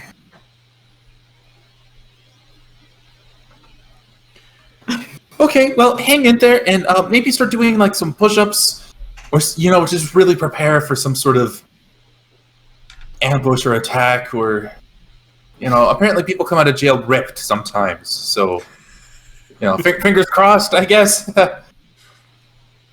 I mean, look at Steelfist. He's strapping. You look over at like the flawlessly sculpted lifelong martial artist who conveniently has also been in prison once or twice. Just like full on the first time that we saw Chris Pratt get ripped for Star-Lord holy shit mode, like yeah, maybe I can learn a few things from him during this time. Hey, this is off topic, but it was bold of them to show off Chris Pratt's newly formed abs by covering him in tomato sauce for that scene, eh? Like, that was a choice. I don't know what you're talking about. I also don't know what you're talking about. I know exactly what you're talking about. Was this Parks and Rec? No. He literally... Star-Lord goes to jail as, like, the first time he is topless. And the first thing they do is hose him down. But first they cover him in weird orange shit. And then hose him down. It was just such a bold reason for them to get their main character shirtless, Yeah. I feel like it's just a matter of being honest about it. Like, Steelfist is shirtless because he doesn't like wearing a shirt. Sure. Sometimes people ain't gonna wear a shirt. You don't need to be like, oh, and then the protagonist, has a bus run in front of them and a coffee spilled on them and then has to, just, reveal the six-pack abs in the bathroom while washing off that stain. Of course, like the most contrived scenarios. That is what you're talking about here is porn. What kind of porn are you watching? I don't know, but apparently that has never happened in any movie ever. You watch porn with a lot of like mise-en-scène and build-up and context. The best kind. So it's either now you're here at a sort of an impasse trying to decipher this. Either that's the case, or I don't watch porn enough to know what porn looks like. But also, like, you gotta know this, like, so it's follow that one out. Like, you got Taylor Lautner in a scene, and so there's some extremely contrived reason, like, oh, I was just on the quad, covered in mud, had to take this off real quick. Hi, Bella. Or, like, Ooh. 2 scenes later, like, oh, Edward needs to get out of this big heavy coat because they were in the rain. Like, extremely... I can't be alone on this. It's a thing they do. No. It's 100% a thing. Yeah. Absolutely 100%. I've never seen this happen in a movie. It's really relevant that I'm pretty sure Gabe's the only person in this conversation that isn't at least a little bit into men. Perhaps. That might be the reason that Gabe is so bewildered and everyone else is going, no, yeah. Okay. That sort of is a key to the puzzle here. Just imagine it like fucking Bo from She-Ra. Like, yeah, he's topless a good portion of the time with his abs out. And the joke is, he just wants to have his abs free. He just wants to have his abs Yeah, it's just a crop That's top. the joke. It's crop tops. It is such a weird crop top though, because it's like a reverse V-neck, and I'm here for it, but man. People love giving cartoon clothing. Like, people love giving cartoon characters clothing that just is not congruous with how the human form works. Sure, I think Bo was the only male example of that. Lots of female examples. Yeah. To be fair, there are only like 3 actual male examples that were like main-ish characters. She-Ra was good, and I can see why the really angry, you're ruining my childhood, women are terrible nerd crowd got super angry about it. Yeah, but also... We should probably have a plot. Yeah. Okay. There's a knock at the door, and you guys are ushered out of the room again. Okay. So Reggie and Henny and Bea, and the lawyer, you guys head back down and out of the palace. The lawyer has to go and take care of some stuff. You're given an address of where this lawyer is going to be staying in a tavern room throughout the weekends. and throughout the weeks so that you can like go and confer with documentation. All right. Okay. It's the late afternoon. Well, round 2. Of round 2 of what? This. Okay.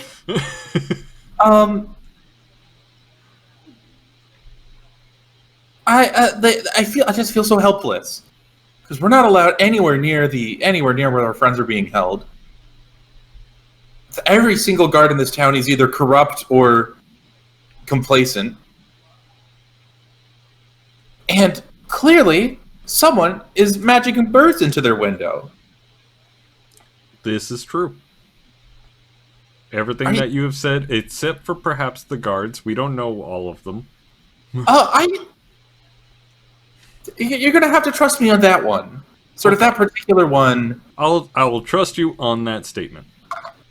It's one of these days you'll have to sort of take a look at the tax returns of one of these guards. I remain hopefully optimistic about the incorrectness of that statement. Okay, well,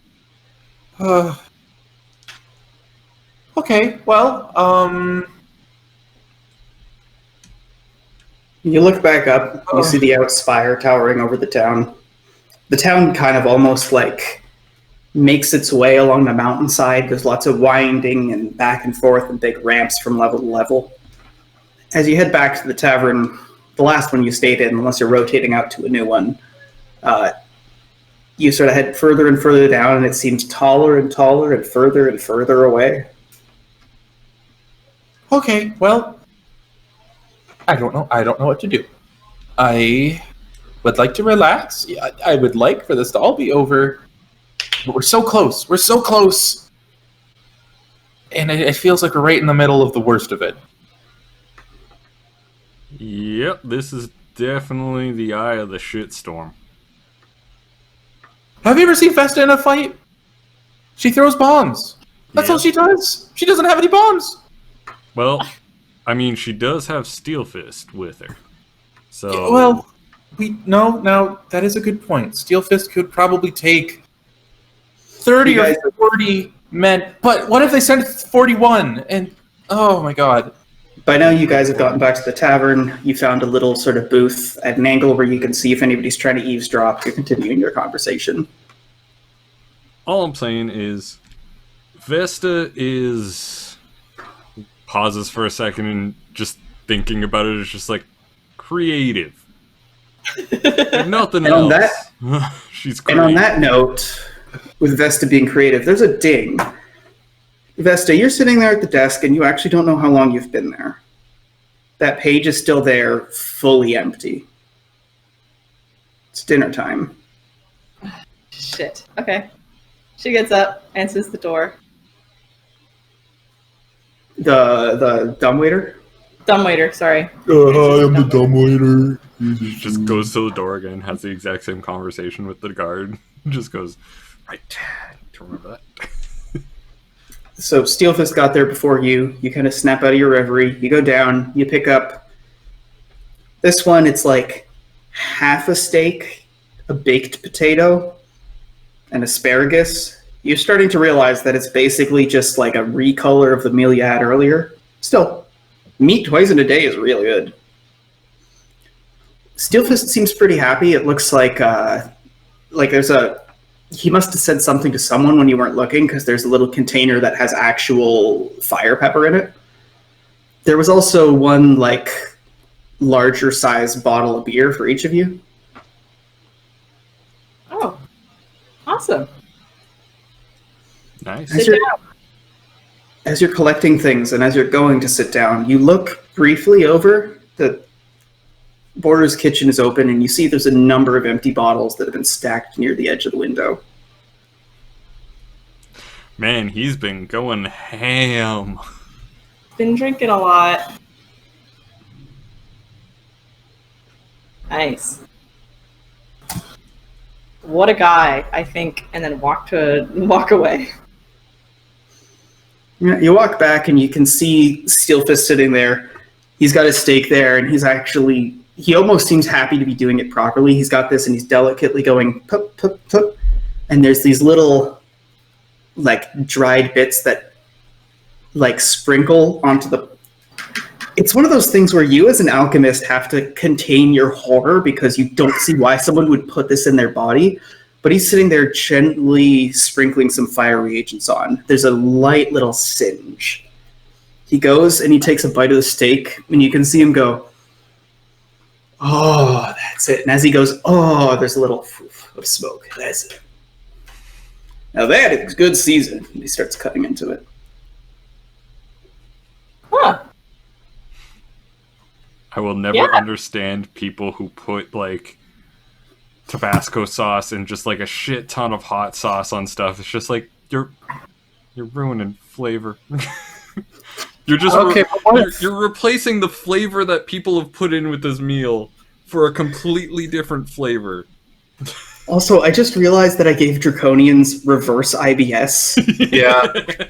I do appreciate the representation though, Will. I think you can fix that. So instead of having it be a badass like fire pepper, have it be ketchup.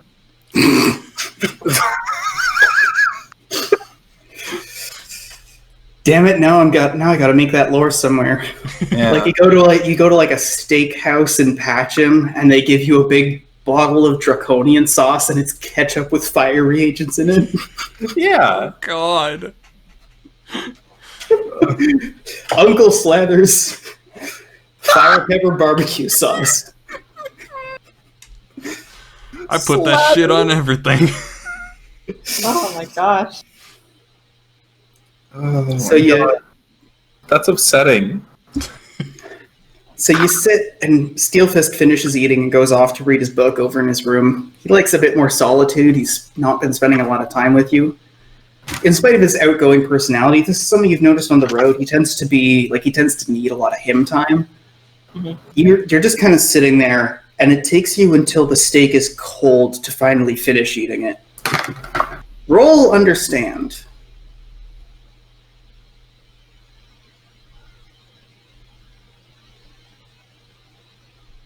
I think Gabe had to sneeze or something. It was a big one. It was a huge one. It was going to be like catastrophic, and then it disappeared. It was going to be a legend, one for the ages. One for the ages. Shake the foundation. 10. Understand. All right, so you sit there and you have a big heave and a sigh. You shove the rest of it in your face, even though it's cold, because you are hungry. You've just been putting off finishing your dinner, because if you finish your dinner, you have to go back up and finish that piece of paper. You have an empty plate, and you're in the hall. I go wash my plate slowly. You go over. Oh my god. And you walk over to the basin, and you're taking as long as you possibly can to fucking do this. And you put it down. It's as clean as it can possibly be. Put it in the dumbwaiter. You wash Steelfist's plates. You make sure they're stacked. You're thinking back because you swear there was some rule about how you're not supposed to put your, like, silverware back, or maybe that's a different thing.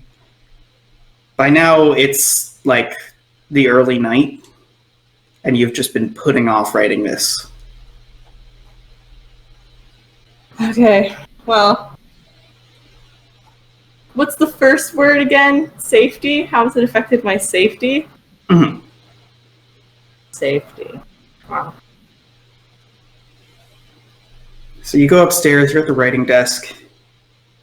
You feel like eyes in the back, like behind you for some reason, and you kind of just, it's getting late, you wander over to your room, you're sitting there, you're holding this. Safety.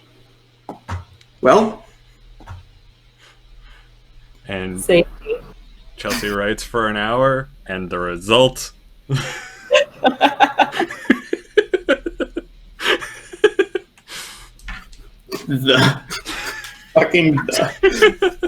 The big SpongeBob. I can't actually do the very fancy T, but you get the point. It's a SpongeBob reference.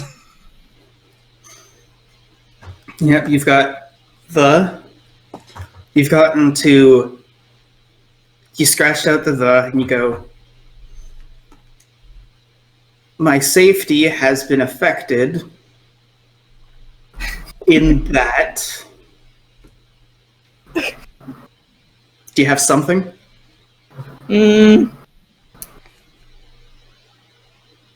I'll write, my safety has been severely compromised throughout the last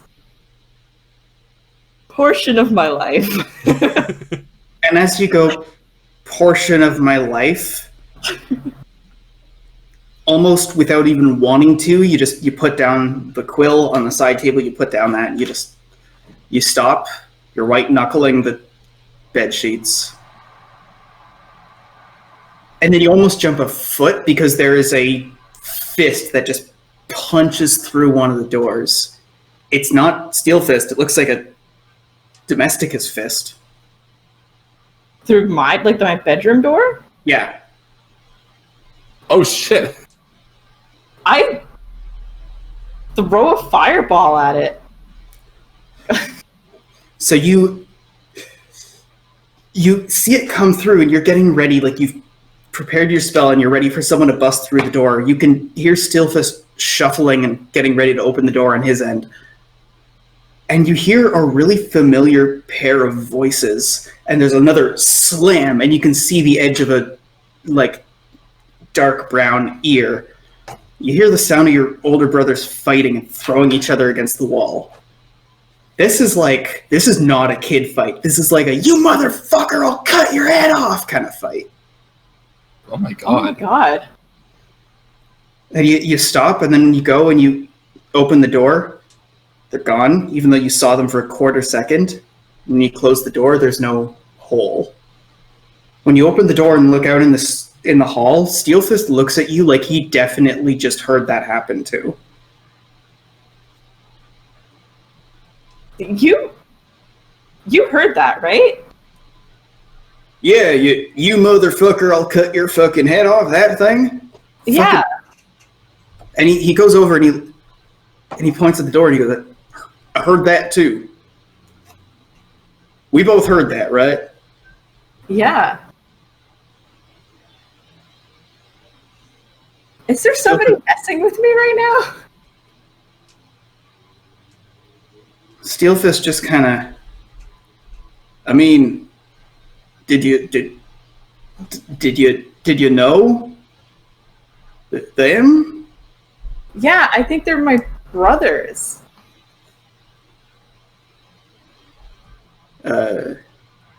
Yeah, I don't know what that is then. This is some illusion magic shit. Do you want to roll ritual? Yes, I do. Ooh, that is a very good roll. Nice. 19 for ritual. 19. It's a manifestation, and it's manifesting. Now you're seeing the pattern. That must have been, the birds must have been a reference to Salis, and you saw your eldest and then the other two. This is definitely some sort of manifestation. They're not spirits or ghosts, but they're very present, and it's some sort of magical phenomenon tied to you. Now that you're thinking about it, you look back towards the window that you checked before in your room, and there's no stains or anything from birds whacking into it. Gosh. Maybe I'm the one summoning this shit. Maybe it's my fault. God damn it.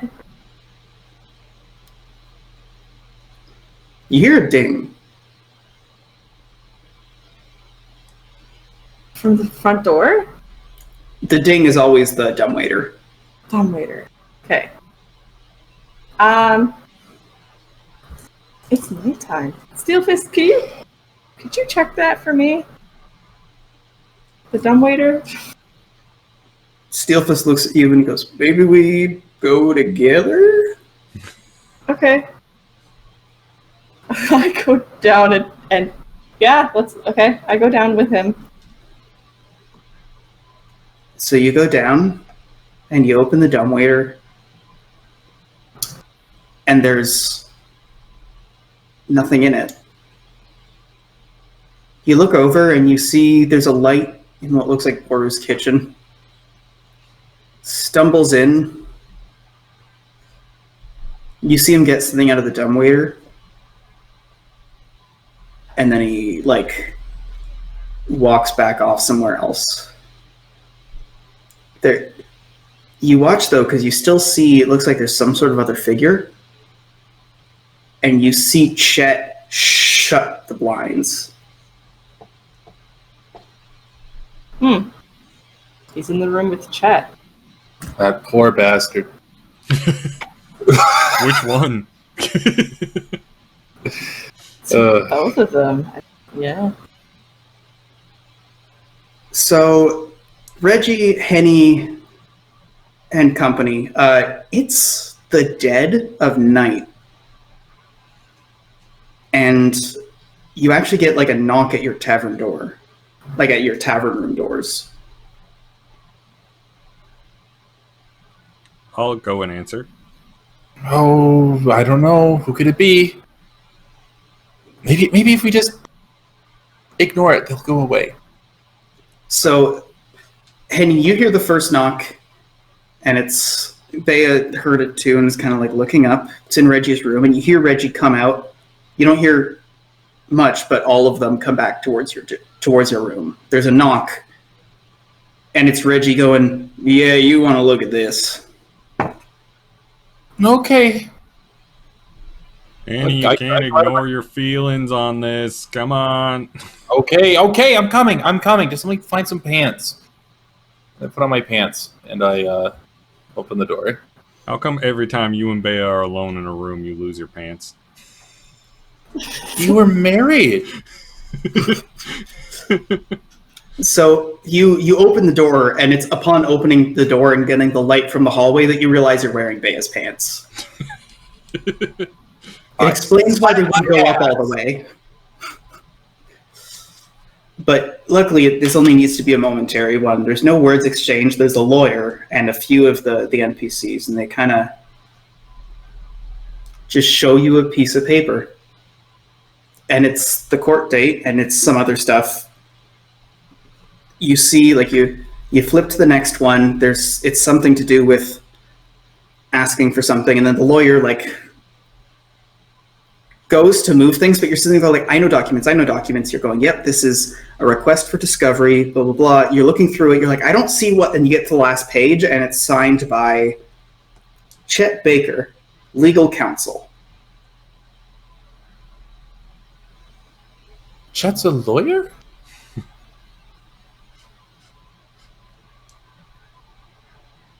Chet is Mr. Lawyer Man. Is that... Okay, I mean, that's a weird thing for his resume, but Not something I saw coming, but I think he's playing your role, I guess, in being associated. Must have something to do with the law here, but yeah, I didn't hear about anything related to that beforehand. Okay, well, Chet, I mean, not to fall victim to one of the classic blunders and underestimate the enemy, but this is almost a sort of a good sign if Boru is getting his legal advice from Chet.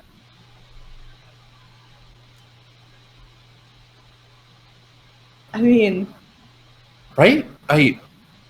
Is there something I'm missing here? He's getting legal counsel. Of course he is. He's going to do everything under his power. That's why we have to make this airtight. He is very crafty, Chet. After all, he was the leader of a mercenary group in the Freelands, and somehow got away from that. Managed to go here and has been on the run since. Are we talking about the same Chet? Yeah, don't you remember? He is on the list. He was on that list of people's heads from what was the name of that group? Screaming something? Yeah, the Scream Eaters, I think is what it was. Scream Eaters, yeah. He was on the name of the list for people in the Scream Eaters. Where's that? Strong Bunny Man? Yeah. 4 arms? Yeah. Look, I know he may seem like an idiot, but you don't get to be the leader of a mercenary group and then also survive and leave the Freelands without getting your head chopped off. I mean, it's a Freelands. And then he came here and he's still doing well for himself. Okay, well, I guess my only concern is that if Chet is here, then the rest of them are probably here too. Oh, I just assumed that was going to be a thing. Confirmation. Okay, well, he's getting legal counsel. Of course, he's getting legal counsel. I'm not too worried about when it comes to Chet's sort of. The lawyer kind of just shrugs and goes, "I need sleep too. I just thought I'd let you know." Okay. Well, I appreciate it. I suppose he can try to flex at the jury to try and win them over. Just walks up and it's just like, yeah, I think my case is pretty strong, don't you think? Yeah. Okay, well. Good night. I guess I turn to Bea and I say, I am unsure if this should ramp up my anxiety or not. I think it would be a neutral level on that one. Bea just kind of looks at you and goes, "This would be a reasonable scenario to have some anxious feelings." Okay. This stinks. This smells like some stinkery. It smells like some... It does. He doesn't seem like a lawyering type. I don't care if he was good at killing people and getting away with it. That's something any old Reginald can do. I'm talking about legal advice. That's a whole different ballgame. Your conversation continues in a sleepy sense, and you kind of forget most of it. By the time the morning comes, you've forgotten what you were talking about. You remember what happened, and it's still sort of on the tip of your tongue. Like you want to talk about it as you guys are leaving the tavern again. Okay, well, I am trying to think of what to do with this information. It's currently dawn as you guys are leaving. Where is Chet? Where during the discovery process, wouldn't we have to sort of meet to share information? How is it possible that we haven't learned that he's his legal advisor? And then Pitt sort of gestures to you and goes, "I mean, you haven't been at any meetings for the past couple days. That's just been me. You're the council adjoint." They had said that there was a council adjoint that was going to be selected at a later date, and it's at a point in the process where they don't need one right away, but no, I mean, if that's what that says, that's what that means. I don't like this. Vesta, it is dawn. You've woken up again. You didn't sleep that good. Oh man, it's dawn. They're gonna be here soon. I gotta finish that essay on my feelings. Okay. Safety. My safety has been severely compromised. So yeah, you sort of like get the grog out of your head. You pick that up. You're kind of just looking at it. Safety has been severely compromised. It almost reads like clinical, like it's a factual description. Yes, my safety was compromised. You're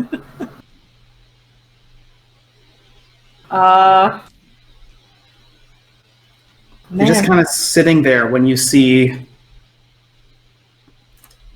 you're looking over and up from your desk, and in that sort of area inside in the middle of the tower where you can see across in different windows, you see it looks like there's a lamp on in front of Boru's study, but it looks like really faint and blue, like it's running out of oil. No one's in there.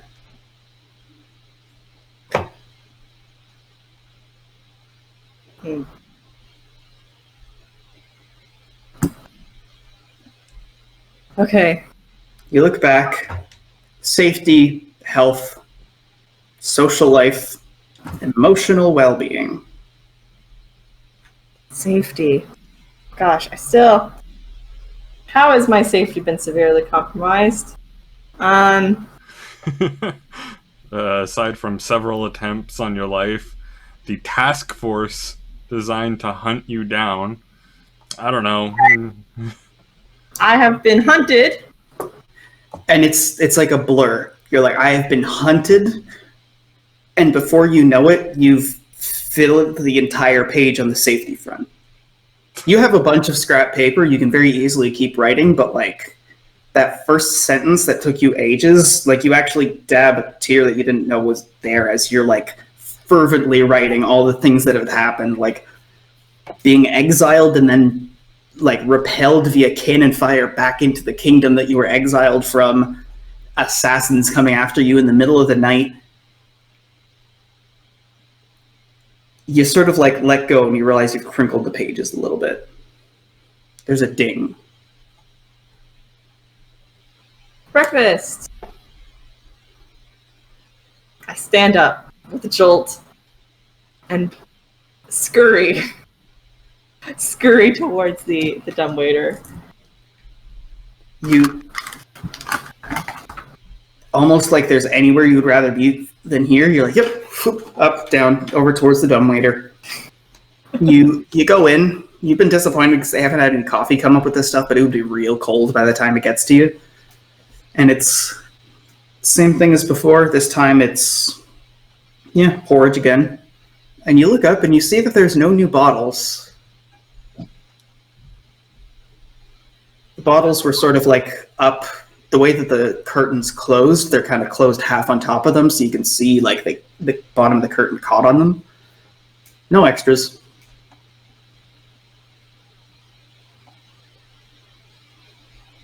Wait, so there's only one?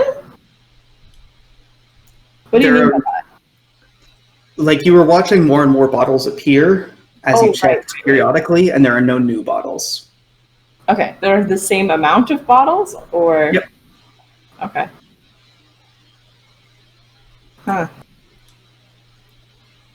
Early morning, Reggie and Henny. Well,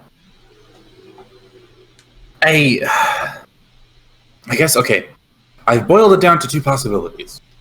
Either Chet is legitimately good at legal counsel, or this is part of some sort of ploy. You guys went from your tavern room over to the lawyer's tavern room, and now you're inside, sort of gathered around a table, discussing this stuff while looking at documentation. I feel like if he is proper legal counsel, then that doesn't really change anything. We knew he was going to try and fight this in court. That's why I've been working so hard to make it airtight. If he is a moron, and there's some sort of play that they're trying to do with him being his legal counsel, that's what worries me. Well, we've got Pitt gestures to Reggie. We've got our bodyguard, gestures to you. We've got our local counsel. This next discovery hearing, I was actually going to bother you about it, about how you needed to be there, but this news came first. I need you to be there either way. Maybe we have a time to suss out this guy's chops. It's just in an hour or two. Okay, well, that will be good. That will sort of help us figure out There's no... I was just saying whether or not he's planning anything shady. I can't think of what it would be, but... Yeah, I mean, what are they going to do now? This guy's in a frying pan. There's no way he's getting out of this. Well, they have their ways. I mean, as people who have been in frying pans before, there's a reason we wanted to make this one as sort of leap-outable proof as possible.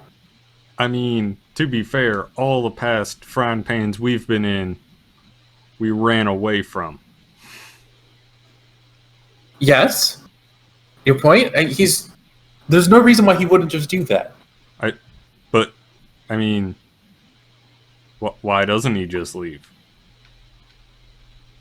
I'm saying that could be part of the plan. He can't just leave because they'd be after him, but maybe there's some way that he can fake his own death. Let's say they find him hanging in a cell, case closed. He burns off his face and it regrows although purple and he's home free. I mean, they've been chasing us for the better part of a year, and they never caught us. Well, if they do try to pull some sort of faked thing, we know that they don't die, so it should be easy enough to just find out where they put the body and then wait.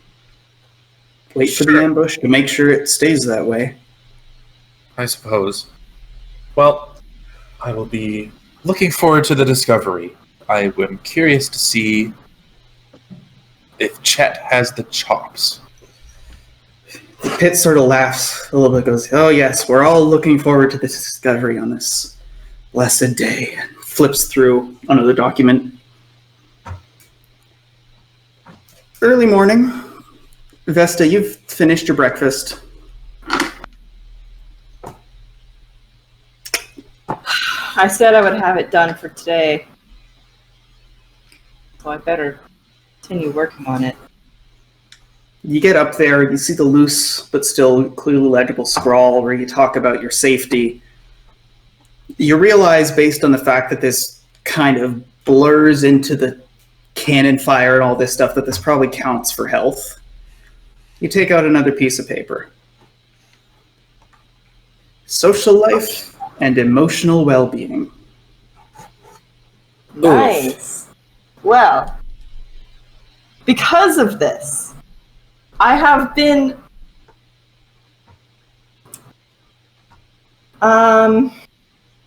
distanced, cut off from the rest of society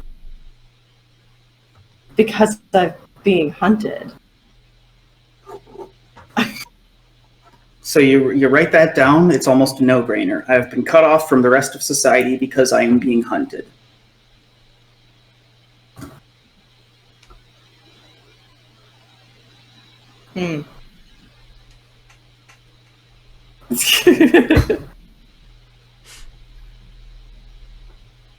Nice. Social. It was at this moment that Vesta realized she didn't really have a social life beforehand. Well, I did, actually. I mean, when your adventuring buddy is Leland, I don't know if you can claim as Leland. Well, my friends were Leland, who is now gone, and a grump. Like a Yeah, grump. because it was totally this adventure that caused him to be a grump. The thing So is, you're sitting there in between writing things down, and you look over because you see Steelfist come up the stairs. He's going back to his room, and like right as you're looking down, you hear a clunk, and then a locking, and then a barring of the door downstairs. You didn't hear it open. You hear a very familiar voice saying, "Well, if you didn't want to get it done on time, this is what you get." You look down out of the window at the edge of the study, and you see the guards don't seem to have noticed them. Both of your parents go down the stairs. What? Steelfist scrambles downstairs. You hear the sound of him going back and forth. And he comes back in and he goes, I think that was just magic. I don't think they... Goodness.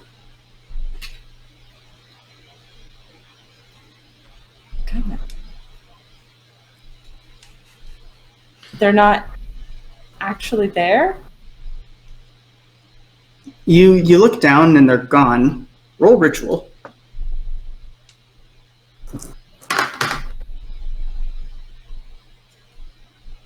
$11.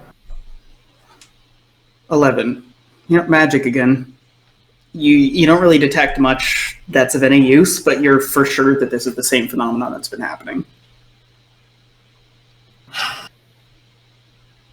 I look down at the paper. You look down and you see that you're just like before, like you were white knuckling. One of your nails actually cut into the paper a little bit and it's frayed around the edge. Oh, man.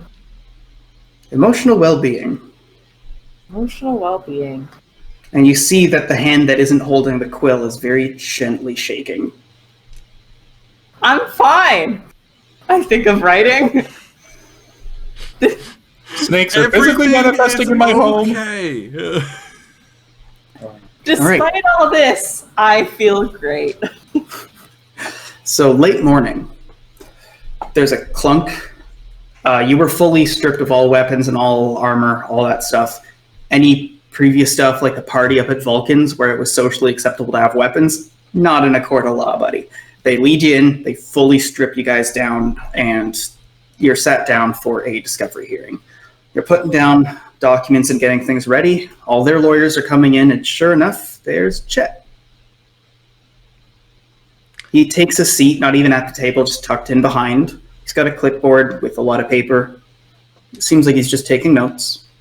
How is Chet dressed? Because I always pictured him kind of like the shirt is open, but like, come on, dude. It's like the middle of summer. It's like the middle of winter. Like, fuck off with that. Like, so the previous times you've seen him, Chet has like leathery-looking beige pants, like very hunter-in-the-wood looking boots, and like a really bright, reasonably rich-looking tunic. Right now, he's not wearing that because that's still kind of adventurer garb. He's got like a typical-looking suit local to the area, but there's no tie or anything. It's like buttoned down to the third button and kind of open. okay, that works. That still fits my mental image. You see him like lean back and like slip one of his feet up and like cross his legs in sort of like a more open way, and you see that he's wearing jeans. Okay. A suit jacket and jeans? Okay. I mean, I don't have a lot of fancy garb, but I am wearing the nicest clothes I have. I've taken my cloak that I was wearing tied around my waist, and I'm no longer wearing that. So that's not a good look. I look at Chet, and I say, Chet, it's good to see you. I hope the arm is healed okay. Oh, of course it has. Shall we begin? I narrow my eyes and I say, let's. He just kind of chuckles and looks back, and he's just there taking notes. The lawyers start talking, the kind of thing that makes you tune out real quick, dry stuff going. All right, do we have the 202B? Yeah, can you pass me? All right, I believe we submitted Yep, we got the 62A here. You're passing things back and forth.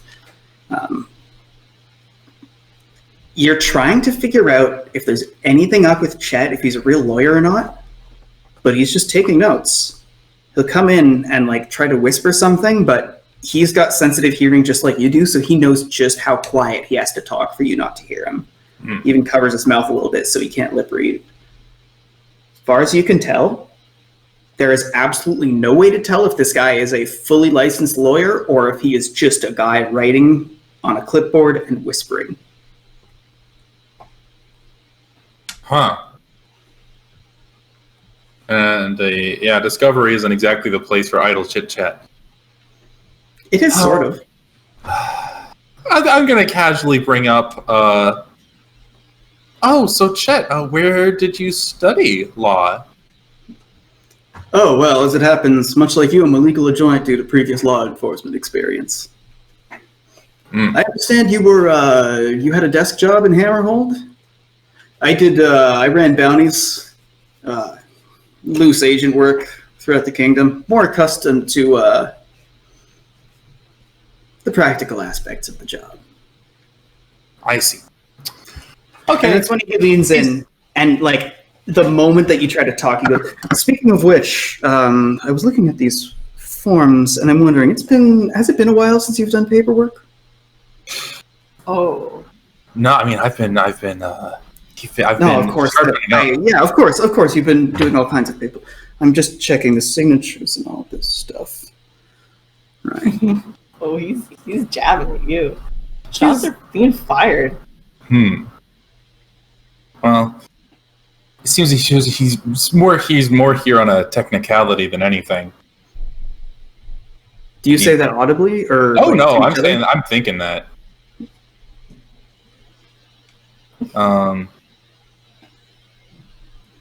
He like looks down and at the like empty pad in front of you of paper, and he goes, "Nice notes." And he just leans back. It And is bold on that to note, assume that they are empty. I have been taking religious notes. okay, in which case he looks at you and there is no change in effect. He looks at your impeccable notes and goes, "Nice notes," and leans back. I was gonna say, it seemed like Chet existing in there would only spur Henny to make even more thorough notes. Yeah. For the first time in literally my entire life, I have used bullet points and headings to organize these notes.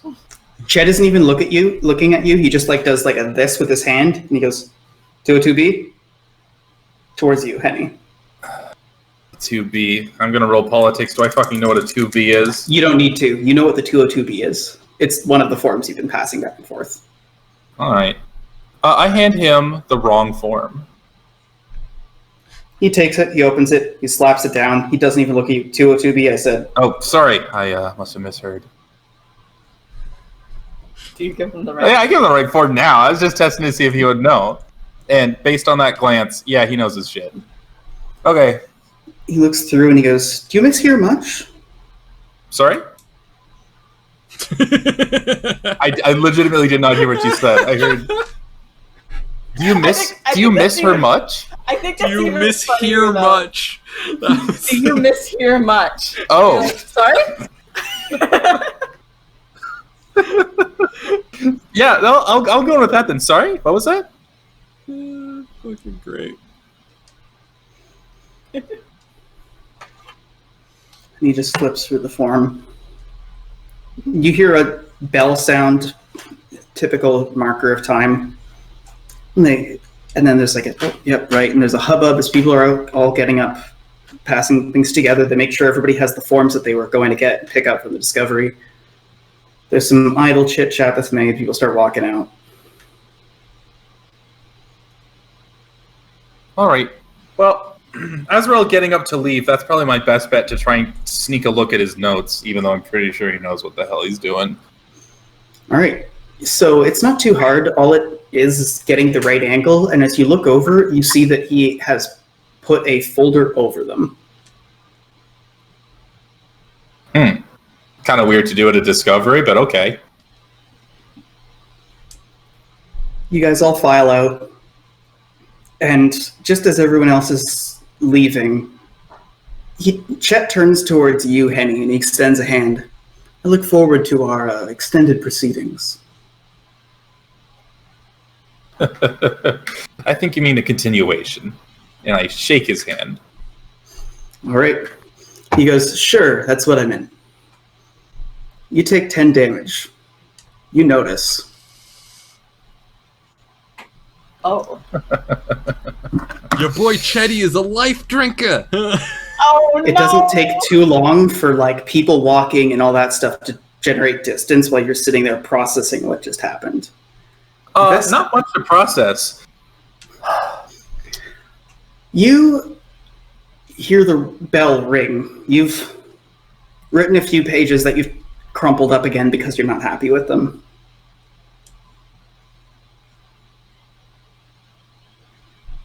They're here, aren't they? No, it's the... No. Okay, I get up. All right, you get up, you get on stairs, you go to the dumbwaiter. You hear the sort of sound of Steelfist getting up from a nap. He's obviously heard, but he's going to take a while to get down there. You're there, you open it up for your lunch, take it out, you look over, no change in the other window. Okay. He's dead, I think to myself. He's gonna fake his death. And then I go eat my lunch. You're sitting there and you sit down to eat your lunch. Steelfist sits down and he goes, "Yeah, you guys gotta have some kind of crafty plan to stop drinking for more than an hour." I think he's dead. "You mean fake dead?" Yeah. "Yeah, probably. He's done it, 6 times? Granted, half of them were for IDs nobody believed anyways, but..." Yeah. probably hanging in his room. And you're kind of sitting there quietly, like, clunk, and then there's a clink, clunk. You hear the bar lock, and then the door opens, and there's a platoon of 10 soldiers that come in. They stop you. They move you away. They have you against the wall, spread-eagled, hands. They go up and down through the suites. They come back down. They go, clear. They release you. They're out the door. Close. Lock. Bar. What'd I tell you? He's dead. He's super dead. He's super dead. So you're like, okay. You go up to the study, and Steelfist goes up there too, and you guys are just waiting, looking at the door. And sure enough, before too long, finally the door's unbarred, and you saw all kinds of people going in. And then you see a couple of guards coming out, and they're carrying what looks like a piece of purple jerky. Just desiccated, thin. You can see like a dark, inky splotch around the mouth area. One of the guards trips, and they accidentally drop this thing a little bit, and the leg just cracks off, and there's a puff of dust. See you guys next week. You jerk.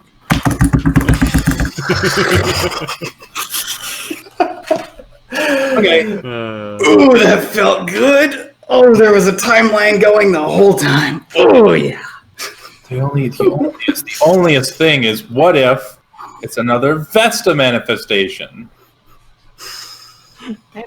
What if? There's a lot of illusion magic. You're so happy with yourself, Will. You're so proud of yourself. You can come check us out at twitch.tv/Mr. Cronin next week to see what happens next, because this is not a safe moment for our party. You guys can check us out at youtube.com/Mr. Cronin if you want to go and see what brought us to this point. You can go to bloodwine.fandom.com if you want to play this game for yourself. We got some stuff coming up, I believe. Some streamery. Yep, our usual streamery for Fallout New Vegas on Saturday. Yeah. You're a little close to the camera there. I'm a little frightened. I can't even get Intimidation. Yes, maximum level intimidation. You can see all the hairs on my face. HD hair. No, I really don't want you to. Oh no, I don't want you to. I can see that hand though. The Gabe hand. All right. There we go. How's that? Nice. That's beautiful. Is that scary? No, it's not scary when I do it. It's not scary when I do it. It's because I'm not. It's because you're like, aha, oh no, the case is solved. Whereas when I do it, it's like, hi, Vesta. Don't do that. My threat has follow through. Yeah. And you can follow through next week. Have a good night, everybody. Bye-bye.